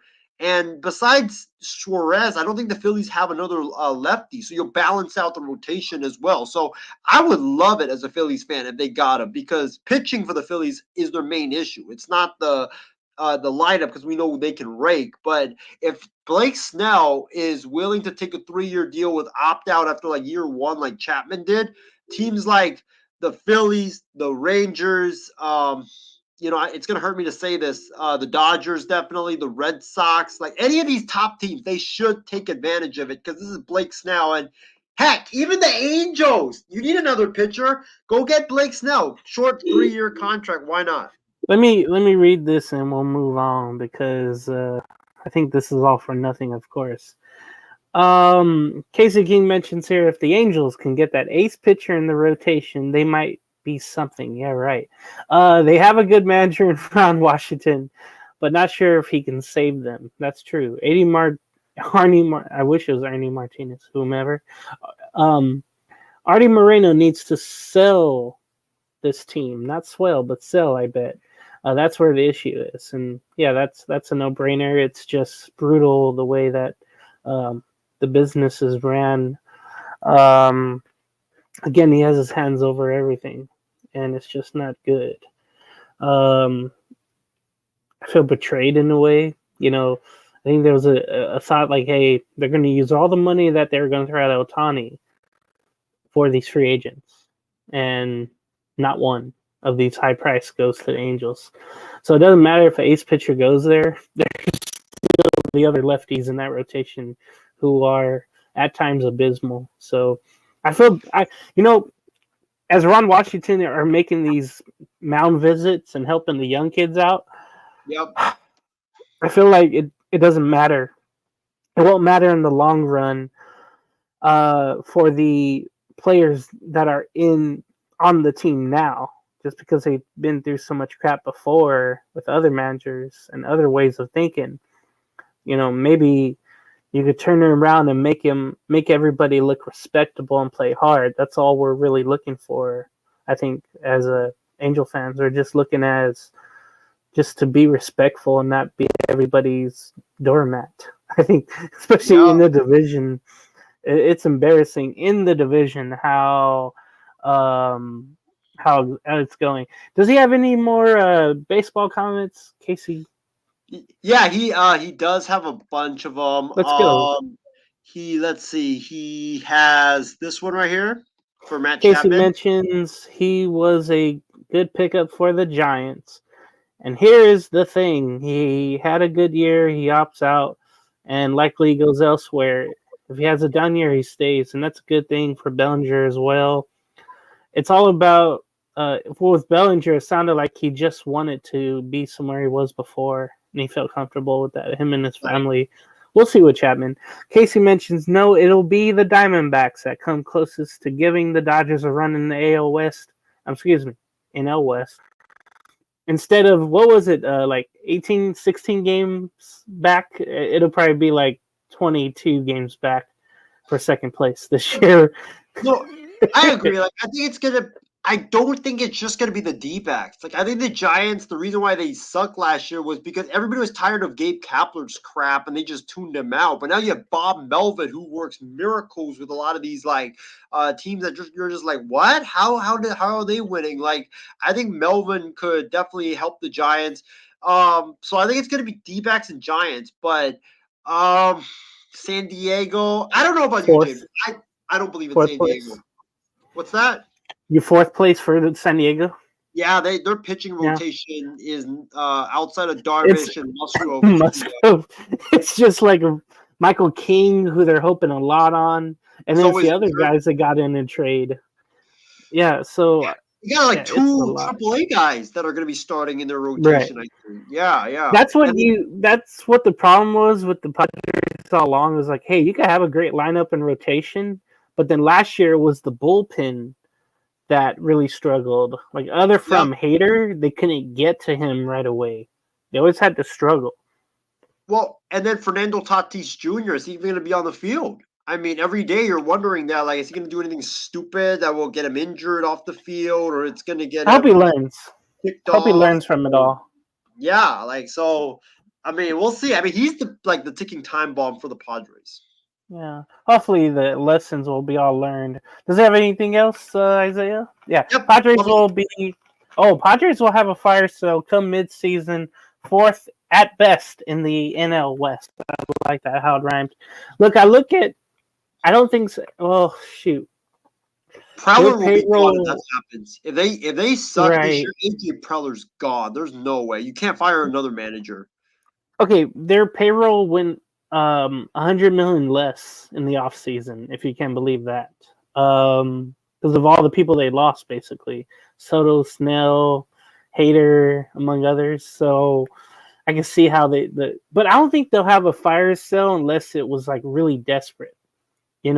Because again, they don't have a TV deal right now. It's all coming from MLB, and that's really a huge problem, as well as for the Rocky. I'm sorry, the who was it? The Mariners and someone else also have a problem. But yeah, they could little by little trade some players, but you won't get much back because of how much they make. You mentioned in the comments. Hassan Kim, Darvish, Bogarts, Cronenworth, and those are other guys. Okay, you would get rid of them before you get rid of Tatis Jr. and Machado. You would just have to go step by step. I don't know how you get rid of Tatis because he signed a 13-year whatever crazy contract. Who's gonna want that? He's not even on the field. And Machado, I don't know Machado's contract, but it's huge as well. Like I could see Manny also being dealt too, because I think teams would have interest in Machado because he stays healthy. He's still productive. He's only 31, so I'd be more comfortable in Machado and Bogarts trade than Tatis. With Tatis's off the field issues, I just can't do it. And you have to believe with Bogarts moving to second, which he's never played. Remember, he came up as a third baseman with the Red Sox, won a ring right away. Won another one in Boston. But you have to believe at one point he's going to struggle playing second base. Not throwing, not really throwing one way and having to throw that way now, it'll get to him at sometime being at second. Just I think they finally have a left fielder, but they're platooning a lot of people. So the Padres, I don't think it'd be a fire sale, but let's just say the fans don't pay the ridiculous prices for things. Then you start to wonder, like, okay, who's first to go in line? Darvish, because everybody wants a starter. And Cronenworth is playing out of position at first, as well as Bogarts. But you would have to eat some money. You won't get much back. So this is the risk you take, not knowing how the future is going to go. It's just the way it is. Does he have any more? Let's see. Okay, that'll be all. Let's get to the NFL segment. And I'll let you handle this. I'll read it out, though, because when we saw this news on Saturday, last night, it was around last night, I think, the 49ers have promoted Nick Sorenson to be their new defensive coordinator and also hired a good friend of mine, by the way, because he coached the Chargers to horrible, heights. Hired former Chargers head coach Brandon Staley to be their new assistant coach. And my impressions of this, I always knew it was going to be someone from within to get hired for the defensive coordinator job, who the players know and maybe like. But that could go sour. Like, I really see the defense maybe taking a step back next year at all phases maybe of the game. We saw the secondary be awful. And then with Brandon Staley, man, where to start? So, great defensive mind. We saw that in LA as the coordinator there, I believe, with the Rams. He won he won the Super Bowl there, and then he went to the Chargers the following season, I believe. Yeah, had like mediocre teams, but also brought on some stars. Some draft picks didn't work out. It seemed like the defense would always be the problems. The injuries would come, the letdowns, especially a couple of years ago in Jacksonville, that 27-0 lead blown, injuries to Bosa, the free agents not working out like J.C. Jackson. This could all contribute to Staley, but the offensive line not protecting Herbert, whatever the case is, injuries among other things. So Staley being the assistant coach, I'd be worried about him calling plays if he had to, or suggestions. I don't know, Isaiah, how you feel about Staley if he calls plays, but I really want to hear your thoughts on Sorenson and then Staley. I'll be right back, though. But go on. This is an absolute disaster by the San Francisco 49ers. Kyle Shanahan just made the worst hire that he has made in his entire career as a head coach, hiring staff members. We went from dreaming about Bill Belichick coming to run the defense, Kyle Shanahan calling plays on offense. I mean, it was so beautiful to see. And then to go from that, and then potentially Mike Vrabel, Pete Carroll. You don't even call Pete Carroll. You just say, we're good. Because the Niners, there was a report that we did call Bill Belichick, and Bill Belichick declined us. But you go from Bill Belichick to Brandon freaking Staley, are you serious? This is the one guy that I said absolutely not. The San Francisco 49ers could not hire in any part to be a part of their coaching staff, because this guy sucks as a defensive coach. But what do? We go out and we hire Brandon Staley anyways. Like, it just makes no sense. Nick Sorenson, I know a lot of people are like, Isaiah, Nick Sorenson is the defensive coordinator. Get this straight. Nick Sorenson is just going to be the guy that has the DC title. He's not going to run the defense. The guy that runs the defense is going to be the guy that's heavily experienced, and that is Brandon Staley. Because Brandon Staley has a Super Bowl ring, like you mentioned, James. Brandon Staley has a lot of experience running a defense. Nick Sorenson doesn't have any experience running a defense whatsoever. Nick Sorenson has bounced around between special teams and defense, and last year he was the defensive passing games coach, and the Niners defensive passing sucked.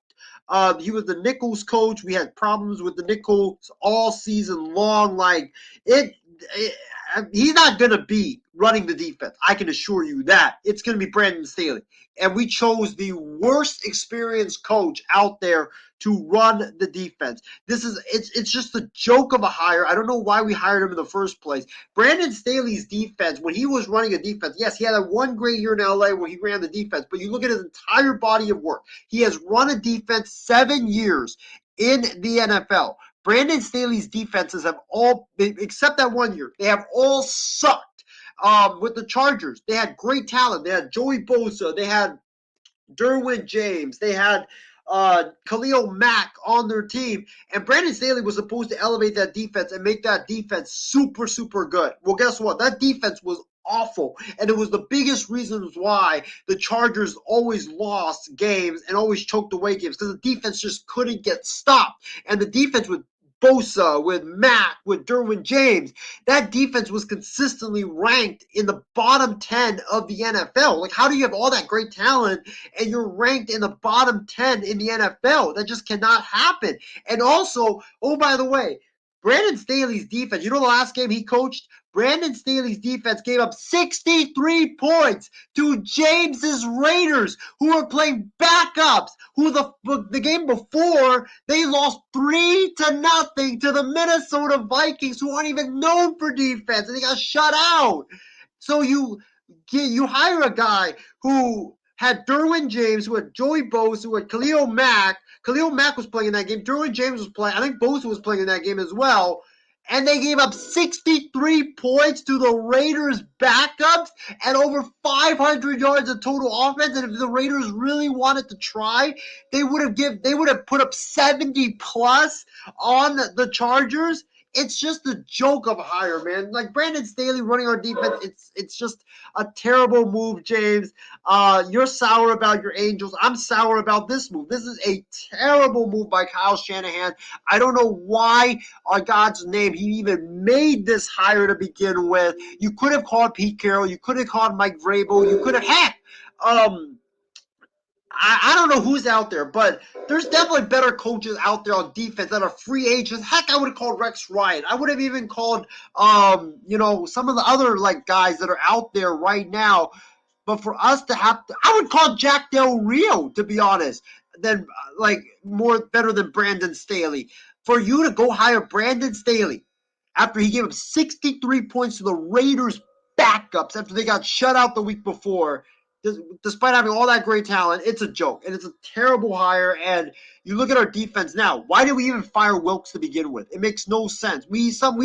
Kyle Shanahan said, oh, we fired Wilkes because him and I are not on the same page. Well, guess what? Now you're on the same page because Brandon Staley's one of your boys and you're best friends with you. Well, guess what? Our defense is going to get worse now because we hired a dumb play caller to call the defense. And it's just, we got worse firing Steve Wilkes, and Steve Wilkes wasn't good to begin with. It's nonsense, James.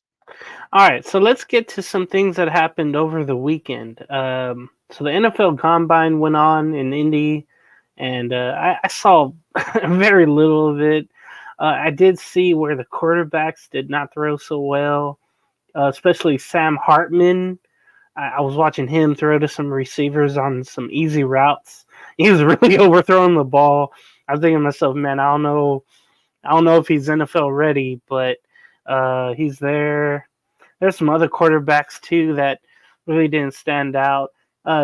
Casey mentions Staley was the Rams defensive coordinator for 1 year, and it was in 2020. He was not the coordinator when they won this Super. Okay, so he did go after 2020 to be the Chargers head coach. That's what I thought. That's why I was hesitant. Weren't the Rams? Were they great with Staley that year, 2020? Yeah, I mean, you still had Ramsey and Donald. You still had great players. See, that's what I thought. Yeah. So Casey mentions, and when the Rams won the Super Bowl in 21-22, it was Raheem Morris's first year on the job, and I'm kind of happy for Morris taking that job in the ATL. They just need a damn quarterback. I think that would really help. If we have anything else from KC. Niners. Oh, he thinks the Niners' problem is Kyle Shanahan as he can't win a big game. What you think? He's 0 for 3 in a big game, right? He is 0 for 3 in a big game, and that is a problem because the defense, yes, was a big issue. Brock, I don't think was a problem at all in that game. Kyle Shanahan in that third quarter, I don't know why he called run, or pass when the Niners were just dominating with the running game and the Chiefs couldn't stop anybody. And the Niners didn't score a single point in that third quarter that really cost them. So Shanahan, when he in big games, he just tends to wilt, and he always just gets away from what works best, and that is the running game, which makes no sense whatsoever when you have said, like, oh, I want to run the football, and play like it's the 90s. It makes no sense why why you just get away from it. Maybe they should hire John Gruden. Maybe John Gruden will be like, run, Shanahan, run.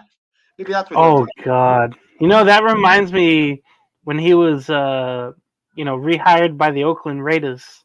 Yep. In 2018, and he's like, "Hey, we're gonna play ball like it's 1999 when everybody else is now, and like everybody doesn't run as much as 1999.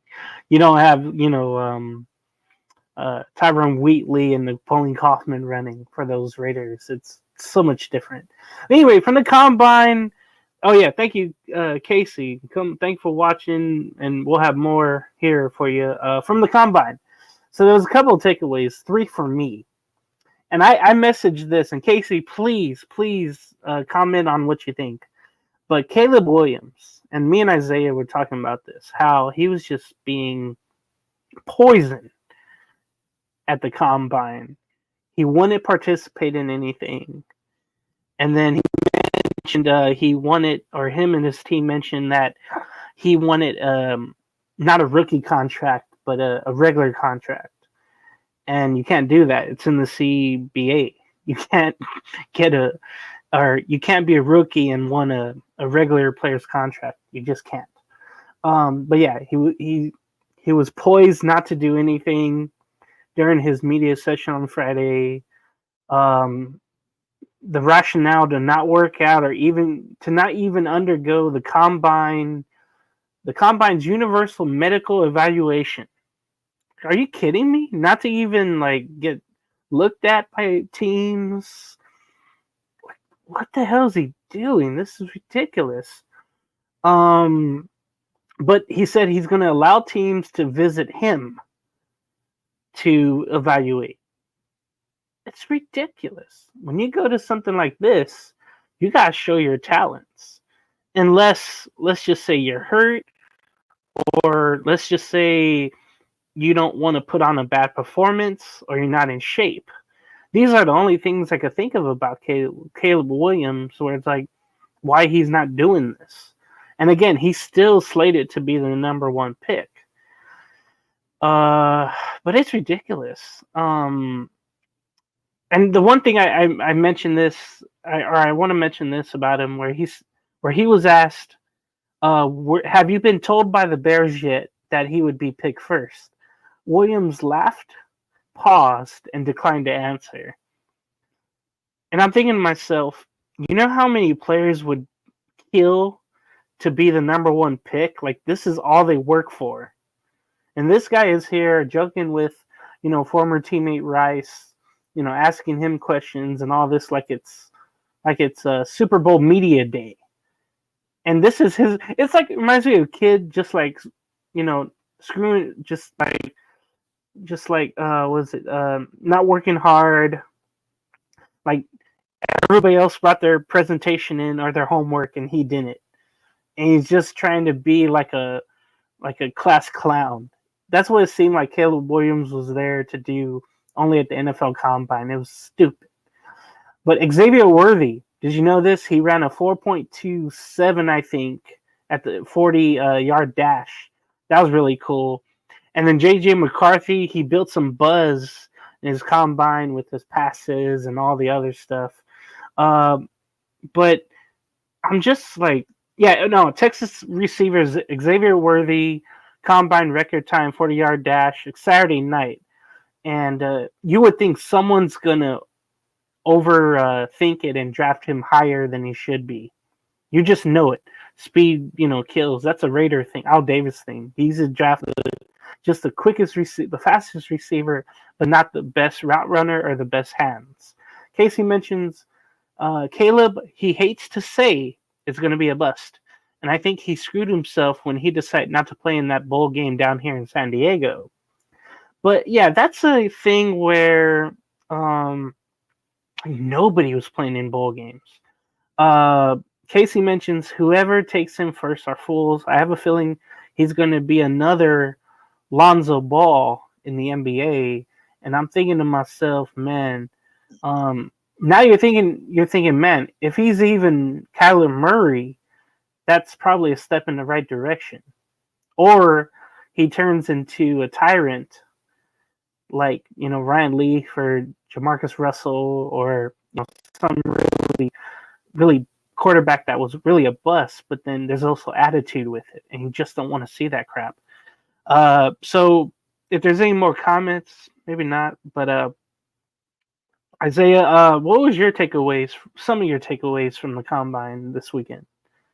Yeah, I didn't watch much of the combine because it was just guys like doing the 40-yard dash, doing the measurement. I more watched the interviews because I wanted to see what that was about. But I think my biggest takeaways of the combine was, I would say number one, I was very disappointed that Drake May, Caleb Williams, and Jaden Daniels didn't throw at the combine. At least throw. Like, you didn't have to do any of the other stuff. Wow. But May, Williams, and Jaden, they didn't do any of that. They said we're just gonna wait until our pro day to do it because before when I've watched the combine like in my life, I always have seen like guys like Kenny Pickett, a lot of these first round picks or all these quarterbacks that are picked early before, they would always throw at least and just showcase that. But I was kind of disappointed I didn't get to see them because I really wanted to see how can they do it on an NFL level in an NFL stadium. So I was very disappointed by that. My biggest happy takeaway though, James, I would say is that how about my boy Keaton Slovis, James?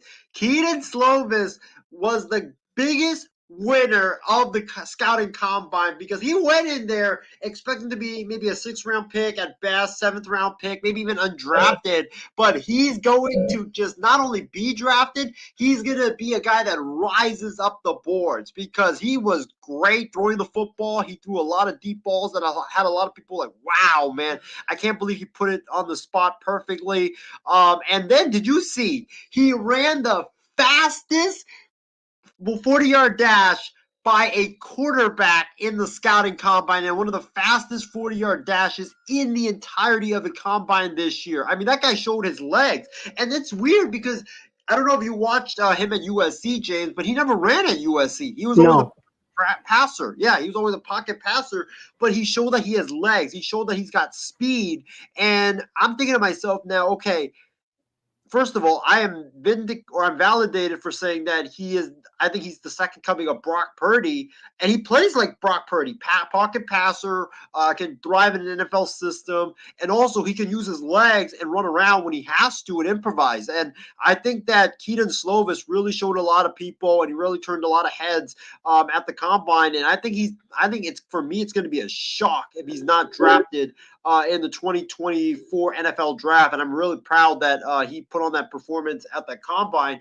And then the last takeaway that I have is Xavier Worthy, man. That guy was projected to be, I think, a 2nd-round pick, maybe 3rd-round pick. He was not projected at all to be a 1st-round pick. I think he might have zoomed into the 1st round because, speed in the NFL, and a lot of teams want speed, and he just ran the fastest combine by a mile in this NFL draft. So credit to him. What a performance, and I think he might have earned himself a 1st-round pick. Yeah, I'm amazed whenever you see the draft here, and then the way that Keaton Slovis, I think you mentioned now with the Senior Bowl, and now being good at the combine. Yeah, you said what would he be? He would be a 6th rounder. Now, where do you see him getting drafted? Ooh, that's tough. Before I probably would have said like 6th round pick, but now, you know what? I think I think he's gonna be like Stetson Bennett. I think a lot of people are gonna reach.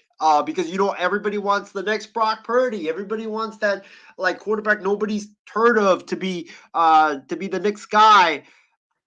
I think he's going to go in the 4th round, James. I think he's going to surprise a lot of people. I think there's going to be a mad rush of quarterbacks in the NFL draft this year, and then you're going to see guys that you didn't even expect to be even close to be selected at their position, and they end up being selected at way earlier than a lot of people even sorry about that. I don't know what that background noise was, but I think a lot of people will be shocked that a lot of these quarterbacks that you have never even heard of will be selected earlier because of that mad Brock Purdy impact that a lot of people that a lot of teams are having right now. By the way, so James, yeah, go ahead. No, go ahead, because I was going to introduce the next one.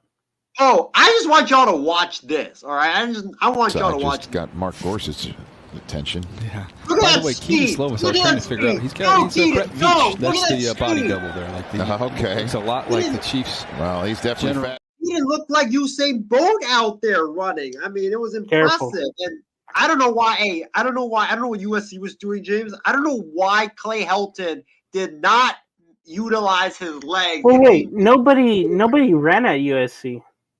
No, nobody ever ran like Caleb Williams. That's why it was such a odd thing. It was like, we have a mobile quarterback. We never had that unless it was necessary. Nobody ran, so maybe they just held him back from that. Then he got to show that somewhere else. But I do remember that now. Now Jackson who? Was Jackson Dart ever a runner? Or Not I don't as think he played that much. Not too much. No, he did. When there was an injury, he stepped in. Okay. But I remember one dash to the end zone. I think at Washington State. Or no, it was in Stanford during a blowout. But the rest of the time, he was airing it out like he was told to.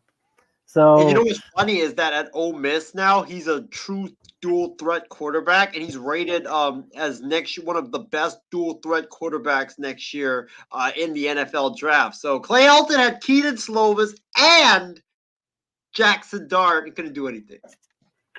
Why does this happen to me? Like all my teams and someone else, St. Brown, Tyler Vaughn, that receiving. They all go somewhere else and do well. Was it it's like Michael Pittman? Was he ever part of that receiving core with Juju? Was Juju ever part? No, that was before. I mean, that was after Juju. That was way after.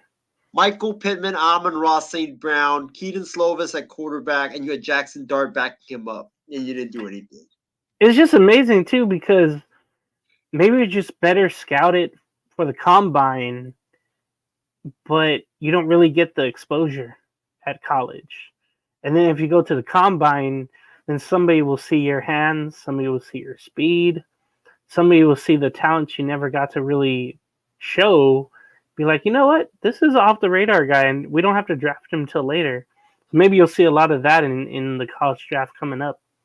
Franchise tags. So we're going to go through some of the names and maybe a yes or no situation on some of these franchise player candidates. They have until March 5th, so that's tomorrow, to tag these, for teams to tag these really important players.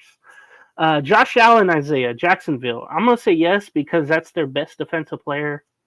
He had 17.5 sacks last year. If they lose him, they literally have no pass rush. The quarterbacks in that division are just going to be amazing if they don't keep Josh Allen. So what do you think about Jacksonville? Will they tag Josh Allen or no? I agree with you. I think they have to. He was like their best pass rusher this I mean, this season, he's a guy that like really helps their defense. And if they don't tag him, they'll be foolish to let him leave, and they have to start all over on defense. And I think they fired the. You know what's interesting though, James, is that they fired their defensive coordinator. So you know, a lot of these new defensive coordinators, they always like to go by fits, right? So maybe, I mean, Josh Allen, he's really good in a 3-4 defense. If they're running a 4-3 and he has to change the way that he plays, he might not be that, he might not be that effective. And I could see him being, let go by the Jaguars and going to free agency. Because remember, they do have Trayvon Walker as well. That's another guy. Yeah, he opened him up. They did open him up. So I would say yes, because I don't think he's the most experienced, and you have to keep him around. Okay, Ladarius Sneed for Kansas City. I'm going to say yes because he was that valuable. In that young defense, he was back there. He's making plays. Literally really helped out the offense at times, to get back on the field and score some more points. Helped them win a Super Bowl. And they need to tag him, but also pay him later. Remember, all these guys could get paid too long term, so they'll avoid the tag. That's what they really want. But they just want years attached to these deals. But for Sneed, Kansas City needs to to tag him, and then you have Chris Jones there, because you're not tagging him. That would be like $36 million. That's way too high if you tag Jones. For Sneed, I think we talked about it would be between 20 and 25, I want to say, which isn't too bad. But you have to really think about that if you're Kansas City. Those two players are really big for your defense. So what do you think they'll do with Sneed? And then do you think they'll tag him? And then do you think, Chris Jones, if they get a deal done with the Chiefs, or do you think he'll be somewhere else? Well, I'm looking at the franchise tag prices right now. If you place a franchise tag on a safe, or is he a corner or is he a safety? They say cornerback. Okay, so that changes a lot, because if he was a safety, he would only get 17 million. But if he's a corner, he gets 19 million. He gets $2 more million to add to his bank account. Okay. And then I'm looking at it right now. Chris Jones, he's a defensive end, right? Or is he a defensive back? Defensive end. So he's a defensive end. He'll get paid 20. He's actually getting 21 million, not 36. So, that's tough. Oh, okay. Somebody had it wrong. I was copying them. Would you? 21 million is not bad. Like, I agree, 36 is awful, so you wouldn't do it. But if 21 million for Chris Jones, knowing he's your most impactful and best defensive player that you need, would you take Jones over Sneed at that price? Because I think pass rush, you can't replace Chris Jones, but you can replace L'Jarius Sneed, I feel like. So it really depends. I think for the Chiefs, I wouldn't do it. I would tag Chris Jones. I think that's the guy that you absolutely have to keep, because if you let him go and let him walk, your defense is not going to be nearly what you were this year. The first line of defense is that defensive line. Exactly. So that's what you're thinking. All right, so let's run through these. Just say yes or no, because there's a lot here. For Baltimore, Justin Matabuke, he's a defensive tackle. I got to watch some of his stuff. He's really athletic, but he's not as fast to the ball, but he's really good. I'm going to say yes. I think they really need to focus on their defense going forward. Oh, this is tough. He'll get paid $22 million. Oh, man. He had a breakout year. Yeah, why not? I think he definitely had. Yeah, I mean, he had a great year this past season. Pro Bowler, $22 million for 1 year. Prove it deal. Yeah, sure. I think he definitely will get the tag. Okay, Brian Burns. Remember, he was a linebacker from Carolina.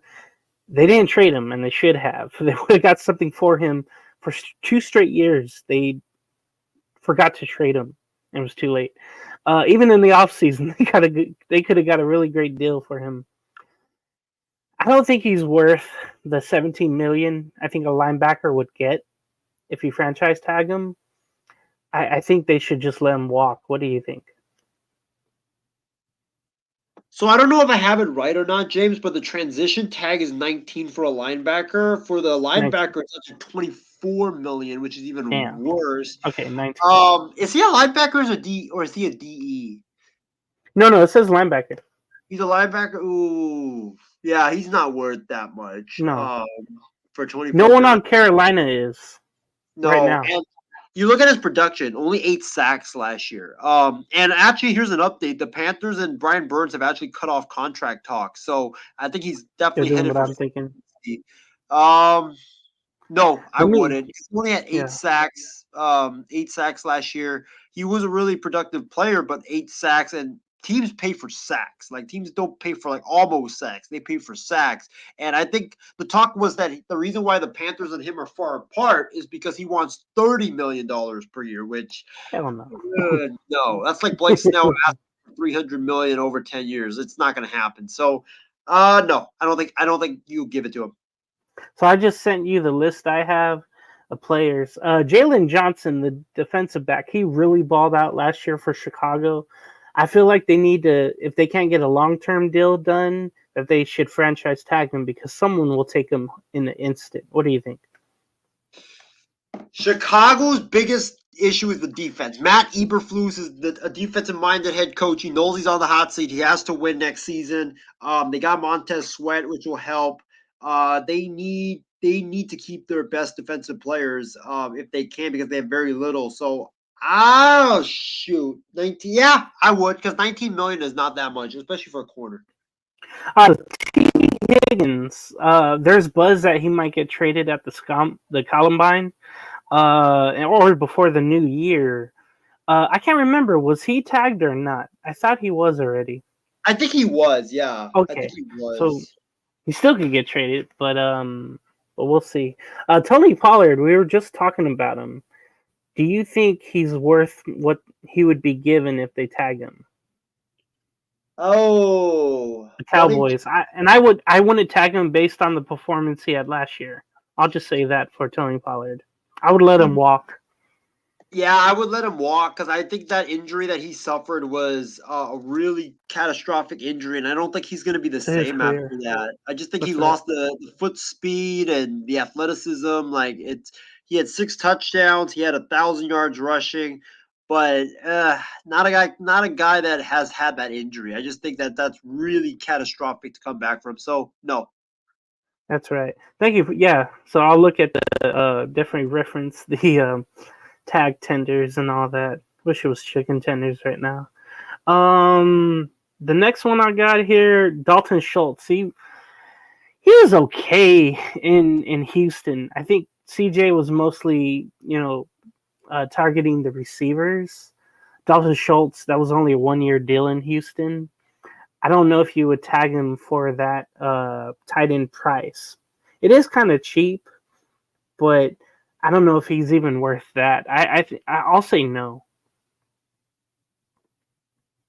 Dalton Schultz, no, because his production doesn't match what he's gonna get, and I think like tight ends, you can easily replace them, and get younger and get in the draft because this draft has a lot of pretty good tight ends. So I think you could definitely like Brock Bowers, for example, like you could definitely get younger and better. I feel like in the tight end position. That's true. When I was seeing a little bit of the combine, I noticed, man, there's some stuff here that's really good. Michael Pittman Jr. and I know he's pretty much the only receiver the Colts have, but if you look at this franchise tag, I don't think he's worth that. I would let him go and draft a receiver. What do you think? Ooh, 21 million for a receiver. That is steep. I like Michael Pittman Jr., but he's not Amon-Ra St. Brown or Brandon Ayuk level.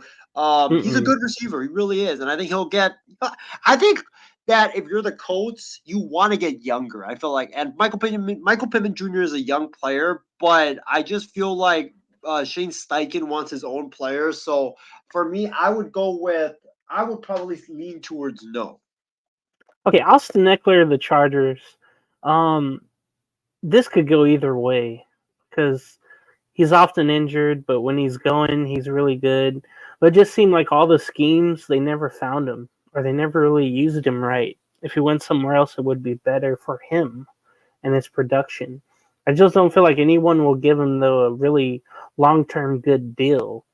So I'm kind of torn about this. If I'm the Chargers, I'm going to say yes on this, though. I believe they keep him around just because of the possibilities in a different offense. Again, maybe he'll work. I'm going to say yes for the Chargers to keep or to tag Austin Eckler and have that prove it year.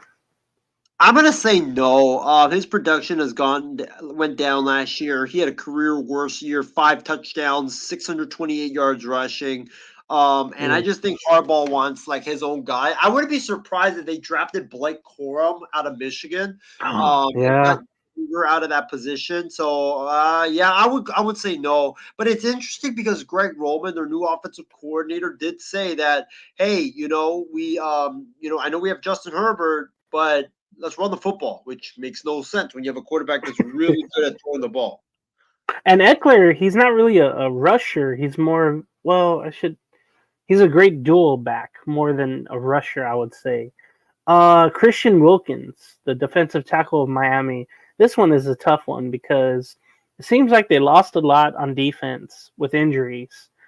And then you have some players being cut, a couple of them, one on the defensive line, maybe to make room for this tag for Wilkins. I'm going to say yes. I think Wilkins is that much of a disruptor up front that they should tag him or try to get him on a long-term deal. I would probably say no because he only had 9 sacks last year. He's going to get $21 million a year, $21 million on the tag. I think he's more of a guy that's like a 15, 16 million, not 21 million. I think that's way too steep for him. Remember, you still got to pay guys like Bradley Chubb, Jalen Ramsey as well. So I would go with no. I think they let him walk. All right, Saquon Barkley. This one is huge because you look at the team, he's the whole offense. And he shouldn't be. I wish he would just go somewhere else. I honestly would. And just be a running back. He wouldn't have to have so much pressure. But for some reason, there's a feeling of loyalty to that organization, which is just, I wouldn't be loyal to that organization at all. I would say, I think they tag him, they try it for one more season, and then you let everyone go. Like that's including Daniel Jones, the head coach, Dable, and Barkley. You just let everyone go if it doesn't work out this season coming up. I'm going to say yes for Barkley.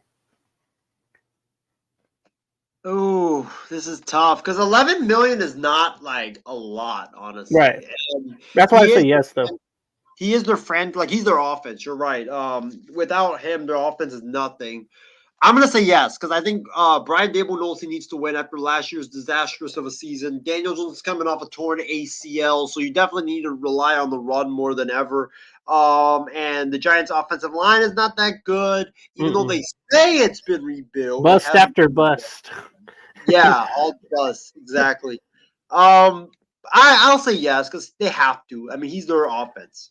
Now, this one is tough. The last two, and I'll just put them together.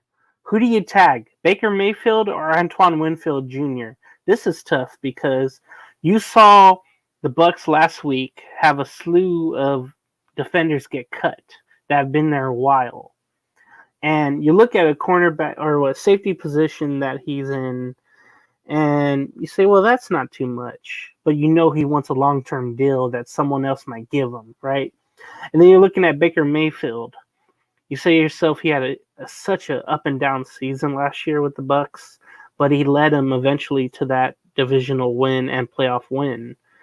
My thing is, you tag, Winfield wants a longer term deal. Mayfield, I'm still not sold on to have even a 2-year deal, in the future, 3-year deal. My guess is you would tag Mayfield and then, No. I take that back. I'm gonna tag Winfield Jr., hoping he'll stay, and then Mayfield I would just give a 2-year deal, and if he doesn't accept it, You just let him leave. What do you think? I would, surprisingly, James, I would actually tag Baker because Baker's the perfect guy for their system, and their system is built around him. And I just Yeah, feel like, Winfield, he's a great defender, don't get me wrong. But he can't stay healthy. That was one of the issues with him. So for me, I'm going to go with the durability. I think that you tag Baker knowing that he's your franchise guy, especially for 1 year. And it's only 34 mil, which is like, you look at the quarterbacks, right? That's like what, in the top 10, maybe 15 of quarterbacks with that much money, because there's a lot of quarterbacks making like yeah. 30 million. So it's not that much. So I'll go with Baker. And then I'll let Winfield, you either work out a long-term deal or you let him leave and just draft another safety. But yeah, I don't. That's a tough.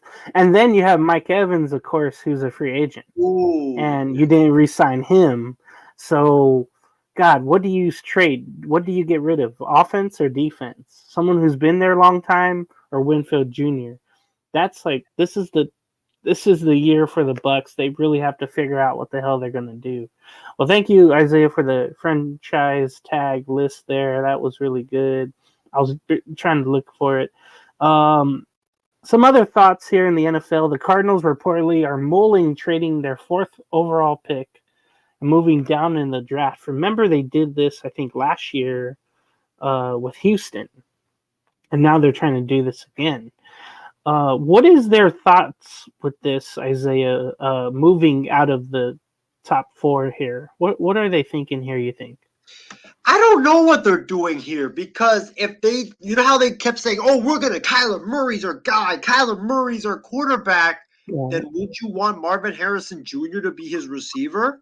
Because you have nobody. Marquise Hollywood Brown is always injured. He is a free agent, I think. So you need targets for Kyler if he's really your guy. But if they're really intent on trading down, then this tells me one thing, James. Bo Nix is who they're targeting to replace Kyler Murray. Because obviously you're not drafting Bo Nix at number 4. You're probably going to draft him at 27 or somewhere lower. Or he'll be gone.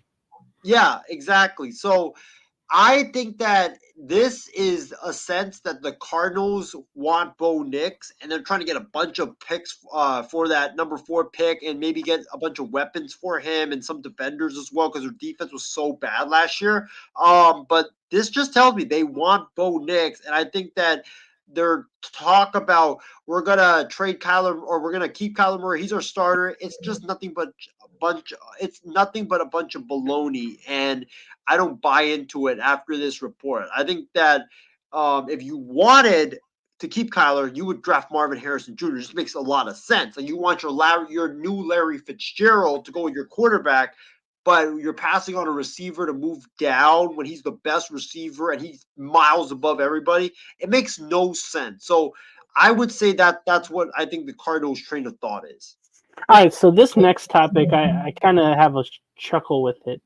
The New York Jets are giving quarterback Zach Wilson permission to seek a trade out of New York. What would you get for him? Honestly, what's your thoughts on Wilson getting permission to seek a trade from the Jets? And then if that happens, I bet you'll say the 49ers. But what's the destination for him to land? Well, first of all, I don't think it's a surprise, because I just feel like it's in the best interest of both parties to move on. I mean, Zach Yeah. Wilson has time in the New York has run its course. Aaron Rodgers is going to be there next year. There's reports that him and Aaron Rodgers, their relationship soured because Aaron promised Zach that he's going to be in the building all the time to mentor Zach, but Aaron Rodgers was never there. He was always on like TV shows or doing whatever he was doing. That with Jordan Love, I could tell you that. Exactly. Like I mean, he was never there, and Zach Wilson, his relationship with him soured. So it's just best for both sides to seek a trade. I think this is a no-brainer. He's going to be traded, and he's probably going to fetch a Jet some like maybe 7th-round pick, 6th-round pick, or something like that. Like a very, very late pick.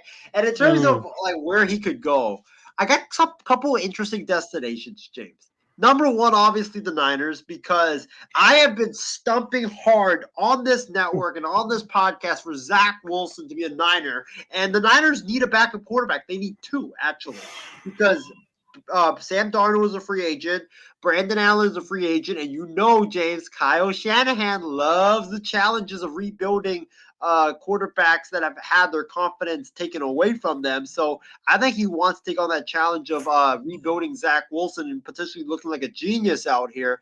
And Zach could be that experienced veteran backup to back up Brock Purdy. And remember, Zach actually looked good for a good chunk of that season before everything crumbled late. But remember, against your Raiders, James, he almost completed a Hail Mary.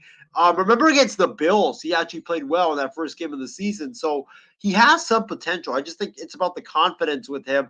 Other destinations for Zach Wilson. The Broncos, because you know Sean Payton likes those little quarterbacks. Yep, he loves those little quarterbacks that have strong arms that can sling it down the football field and are pretty athletic and run around. So I can see honestly, I can see the Broncos trading for Zach Wilson and starting him next season and replacing Russell Wilson. Like, I could see that, because remember, he had Taysom Hill, right? And Taysom Hill was athletic, could run around, and he was terrible as a passer, but it was Sean Payton's quarterback.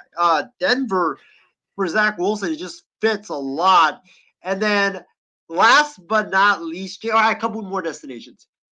You know what? I don't even know why I'm saying this, but Rams. yeah, I can see it because McVay is like Shanahan. He wants that challenge of building quarterbacks. I don't think so. But here's one, and it's totally this organization's move. The Las Vegas Raiders. Oh, get out of here. I know. I could see it. I told you that last night. No. They're obviously going to draft a quarterback. They don't want another failed product on their ball club. They're already paying Jimmy G. I don't want that distract. You know, in Vegas, he would go crazy. Oh, he would. There's a lot of cougars out there. There's a lot of moms out there. You know, that's gonna happen. Yeah, that won't be a good place for him, man. I'm sorry. I think the Raiders, they just want to move on from Jimmy G and keep O'Connell and use him like a Zach Wilson. But I do really think go the after. Raiders are going to get a veteran backup with O'Connell because they don't want to have two young quarterbacks in there. Why not though? Because you need a veteran to mentor those guys, and that's why, like the other day, I saw a report that, or not a report, like a story that the Raiders could be a team for Drew Lock because a bridge quarterback that could get him. You don't have to start a rookie. You can start a bridge quarterback. I mean, I could see it and give him $15 to $17 million.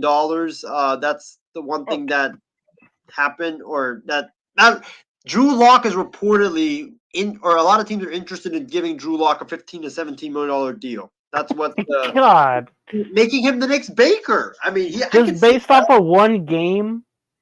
That's what everybody's saying. That Drew What Lock's is going on? So, oh my God, dude. Okay, I have one other destination. What do you think about the Falcons? Ooh, for Zach as a backup or a starter? Either or, in competition. If they don't get their guy in the draft, if they don't move up, they have a last resort option with Zach Wilson. I could see it because here's the thing. Zach has potential. And I know a lot of teams are going to be like, oh, he failed in New York. But guess what? Maybe they'll be like, oh, but maybe that was New York. Maybe the bright lights were too big. Maybe fresh start, new change of scenery. Like, because he's got that arm talent. And a lot of people teams were wowed about that. So I think that I can't believe I'm saying this. And I know if our guy John Alcorn is watching, he'll rage at me about this. But I could see a situation next year, James, where Zach Wilson is starting for a team next year.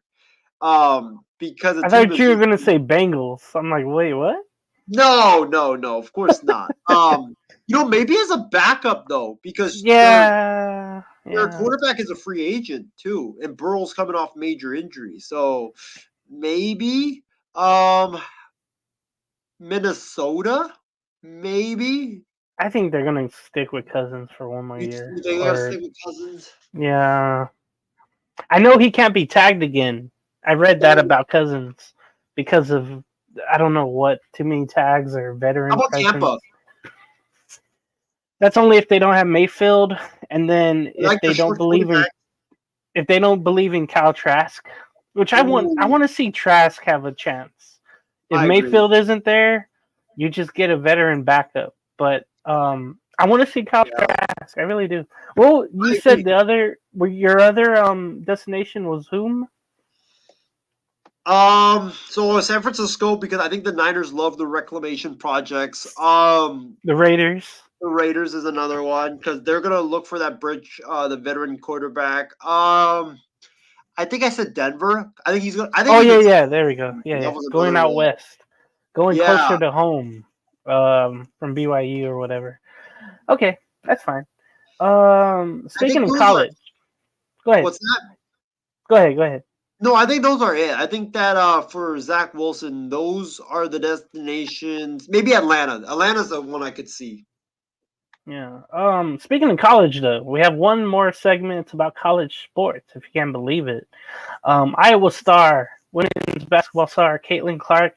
She drained 2 free throws in the first half of the Iowa game versus Ohio State to pass the legendary Pistol Pete Maravich for the most points scored by a Division I basketball player, men's or women's.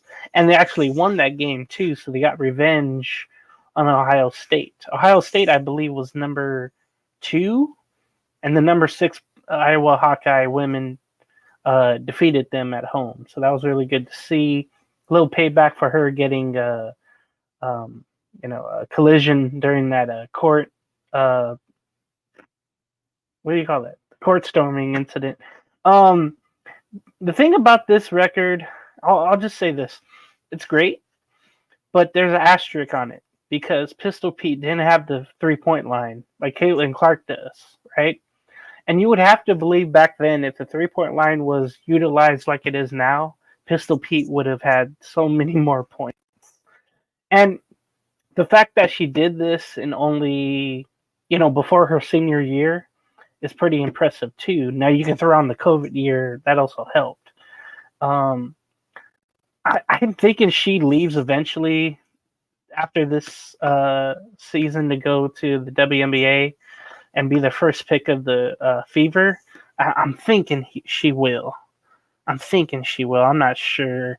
It's still up in the air because I think she wants to win the national championship, but we'll see what happens. Oh, Isaiah, do you have news here that I did not hear? But she actually declared for the draft a couple of days ago.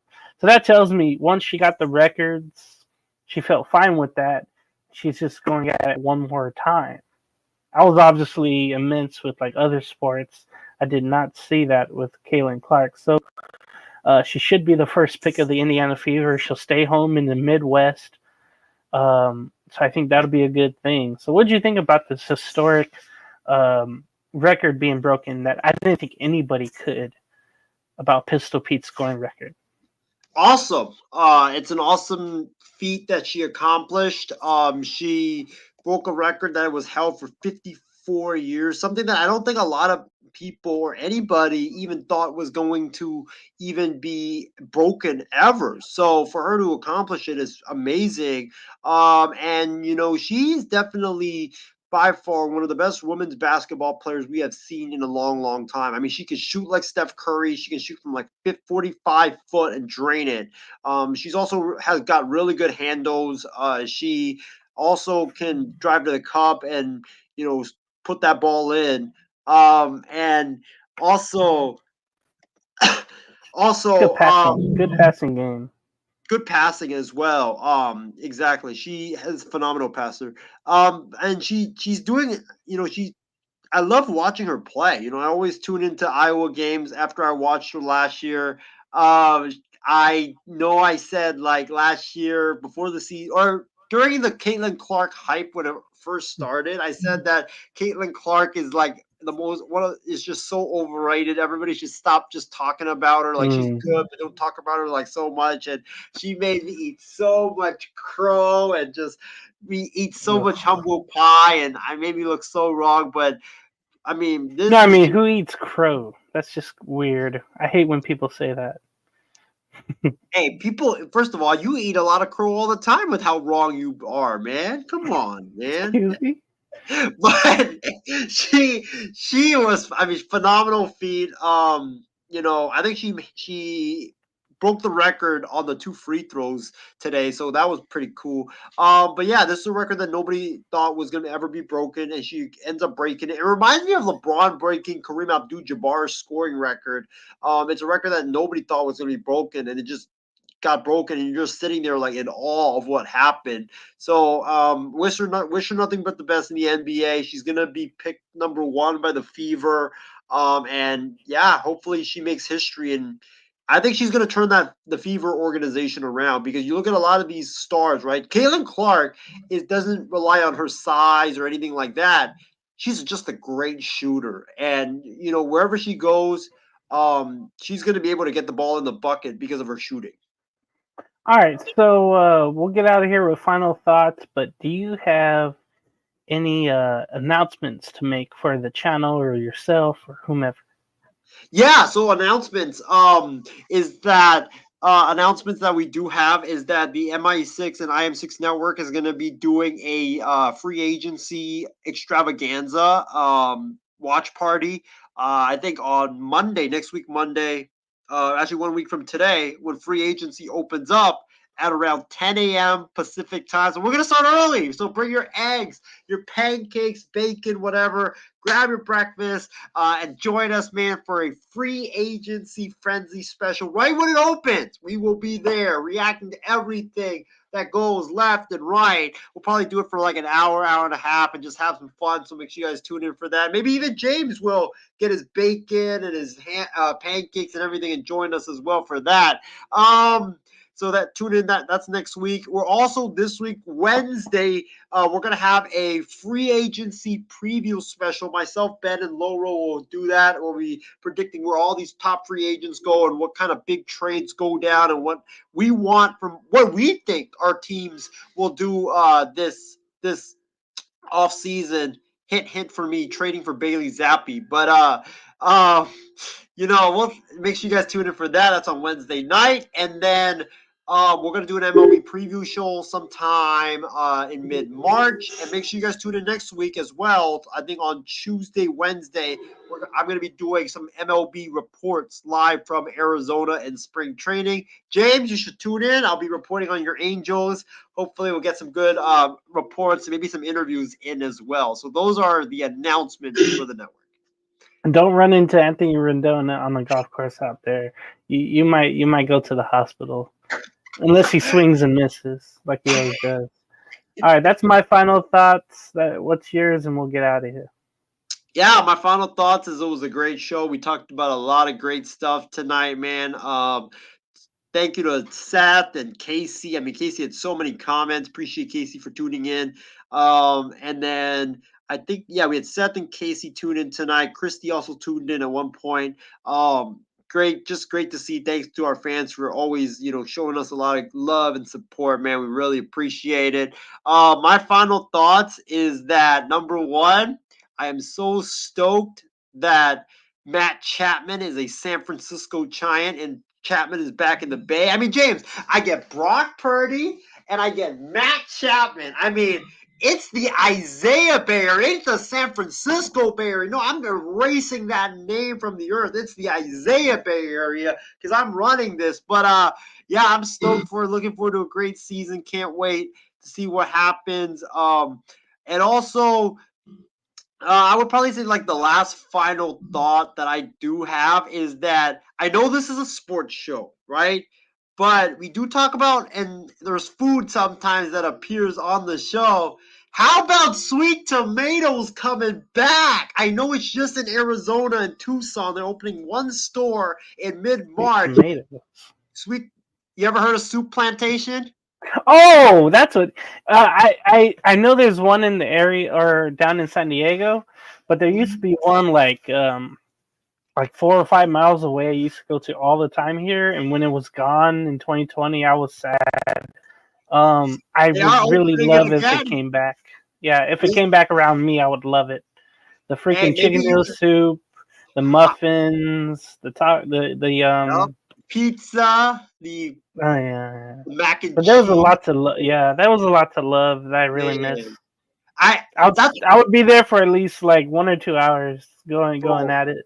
There was one time, no joke, I sat for 3 hours there, and I'm even surprised they even let me stay for that long. Because normally the You restaurant, know, let me tell you, there's a YouTuber out there that literally does that. See how long this woman can stay at a buffet. oh my god, Literally. And it's usually averages about 2.5 hours before they kick you out, right? before they say, "Oh yeah, you've been here a while. We can't serve you anymore." But they leave a big tip, which is fun. Oh, but So you have to it's keep just weird. eating, though, I think, right? Like you have to just keep eating, and like you can't just sit there on your phone. I think. No, but she does. She literally Oh, eats and eats and eats, but then she takes her time through it though. There's like little plates here and there, but right? it's just like it's not a thing now to be at a buffet that long. But No. maybe you have to time yourself if you go to one of these places. Hey, I'll tell you right now, I would definitely take a trip down to Tucson, Arizona for a day just to go to Sweet Tomatoes and eat buffet, man. Because the tomato soup was so underrated, and That all the yeah, yeah. you've had their tomato soup, right? Like, oh Long my, time ago. I still remember it though. woo, that was like one of the So things ever. out there, I wanted to try Cracker Barrel because I heard so many great things out there for that. When I was out in Arizona, I also had Whataburger, but it wasn't as good. I didn't really like it as well. But there's so much out there to try that if I go again, I'm going to explore the hell out of Arizona's food. This is why you need to come to spring training with me, James. Come on, man. Don't be lazy. Just come down and watch some baseball. Breakfast, lunch, and dinner. We'll do baseball, baseball, baseball, and we will hit up the Angels, Royals, Padres, Giants, Rangers. I mean, you could borrow my Rangers jersey, take a picture with the World Series trophy, and then send it to your Angels podcasters and be like, bye, y'all. I'm gonna be a Rangers fan now. Go Corey Seager.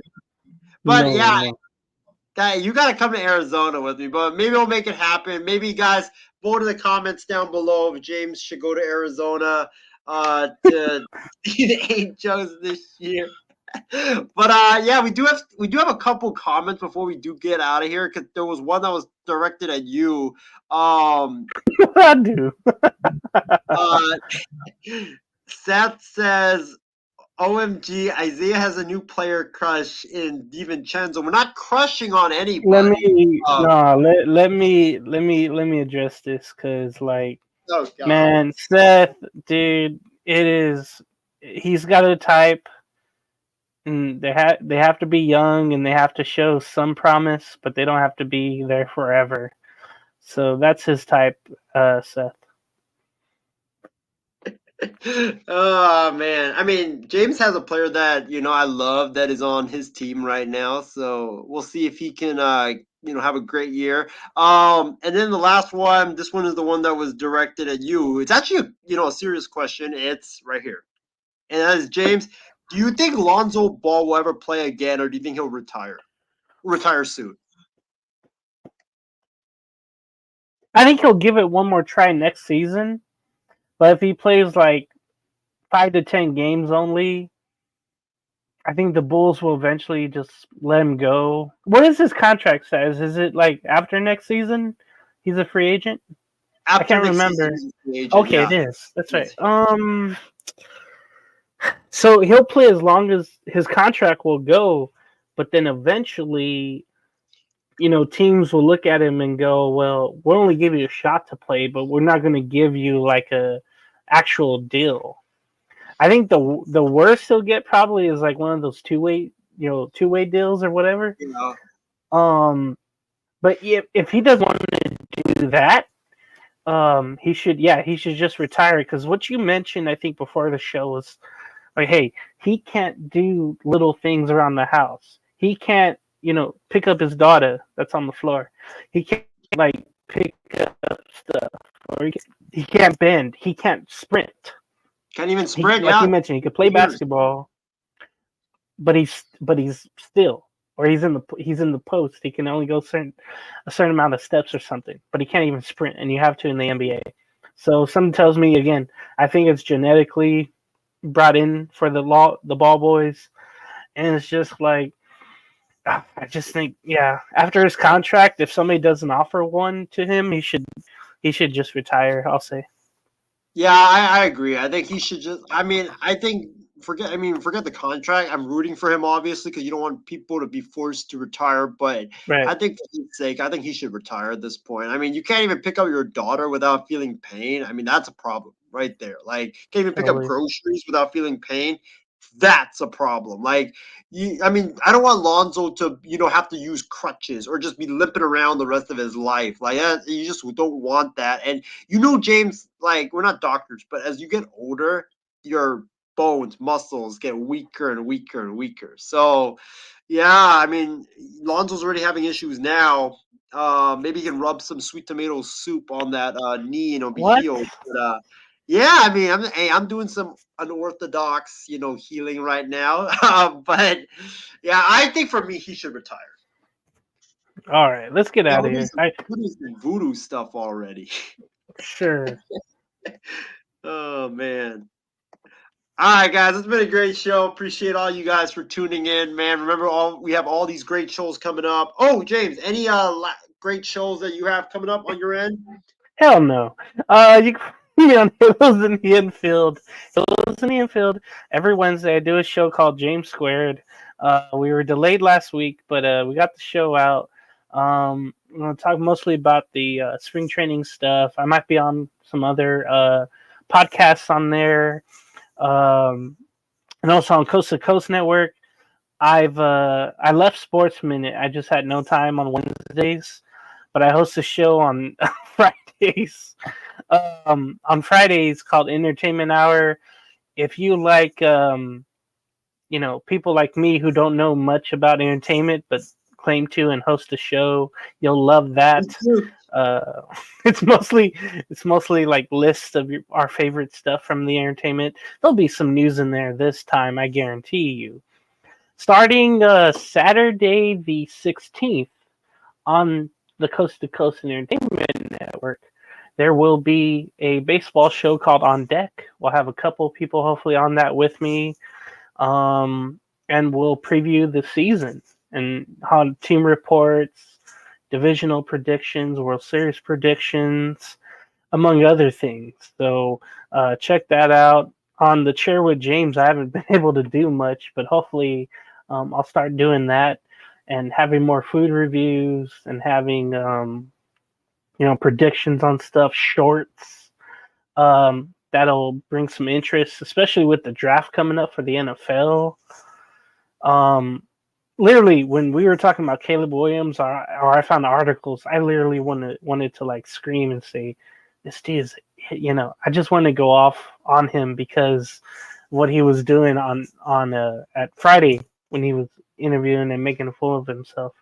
But I held back, but I know it would have made for some good shorts. But yeah, check me out here at YouTube, The Chair with James, and then Halos in the Infield and Coast to Coast Entertainment Network. Follow me on Instagram at IG. My ad is at James Session 89, and I'll see you there.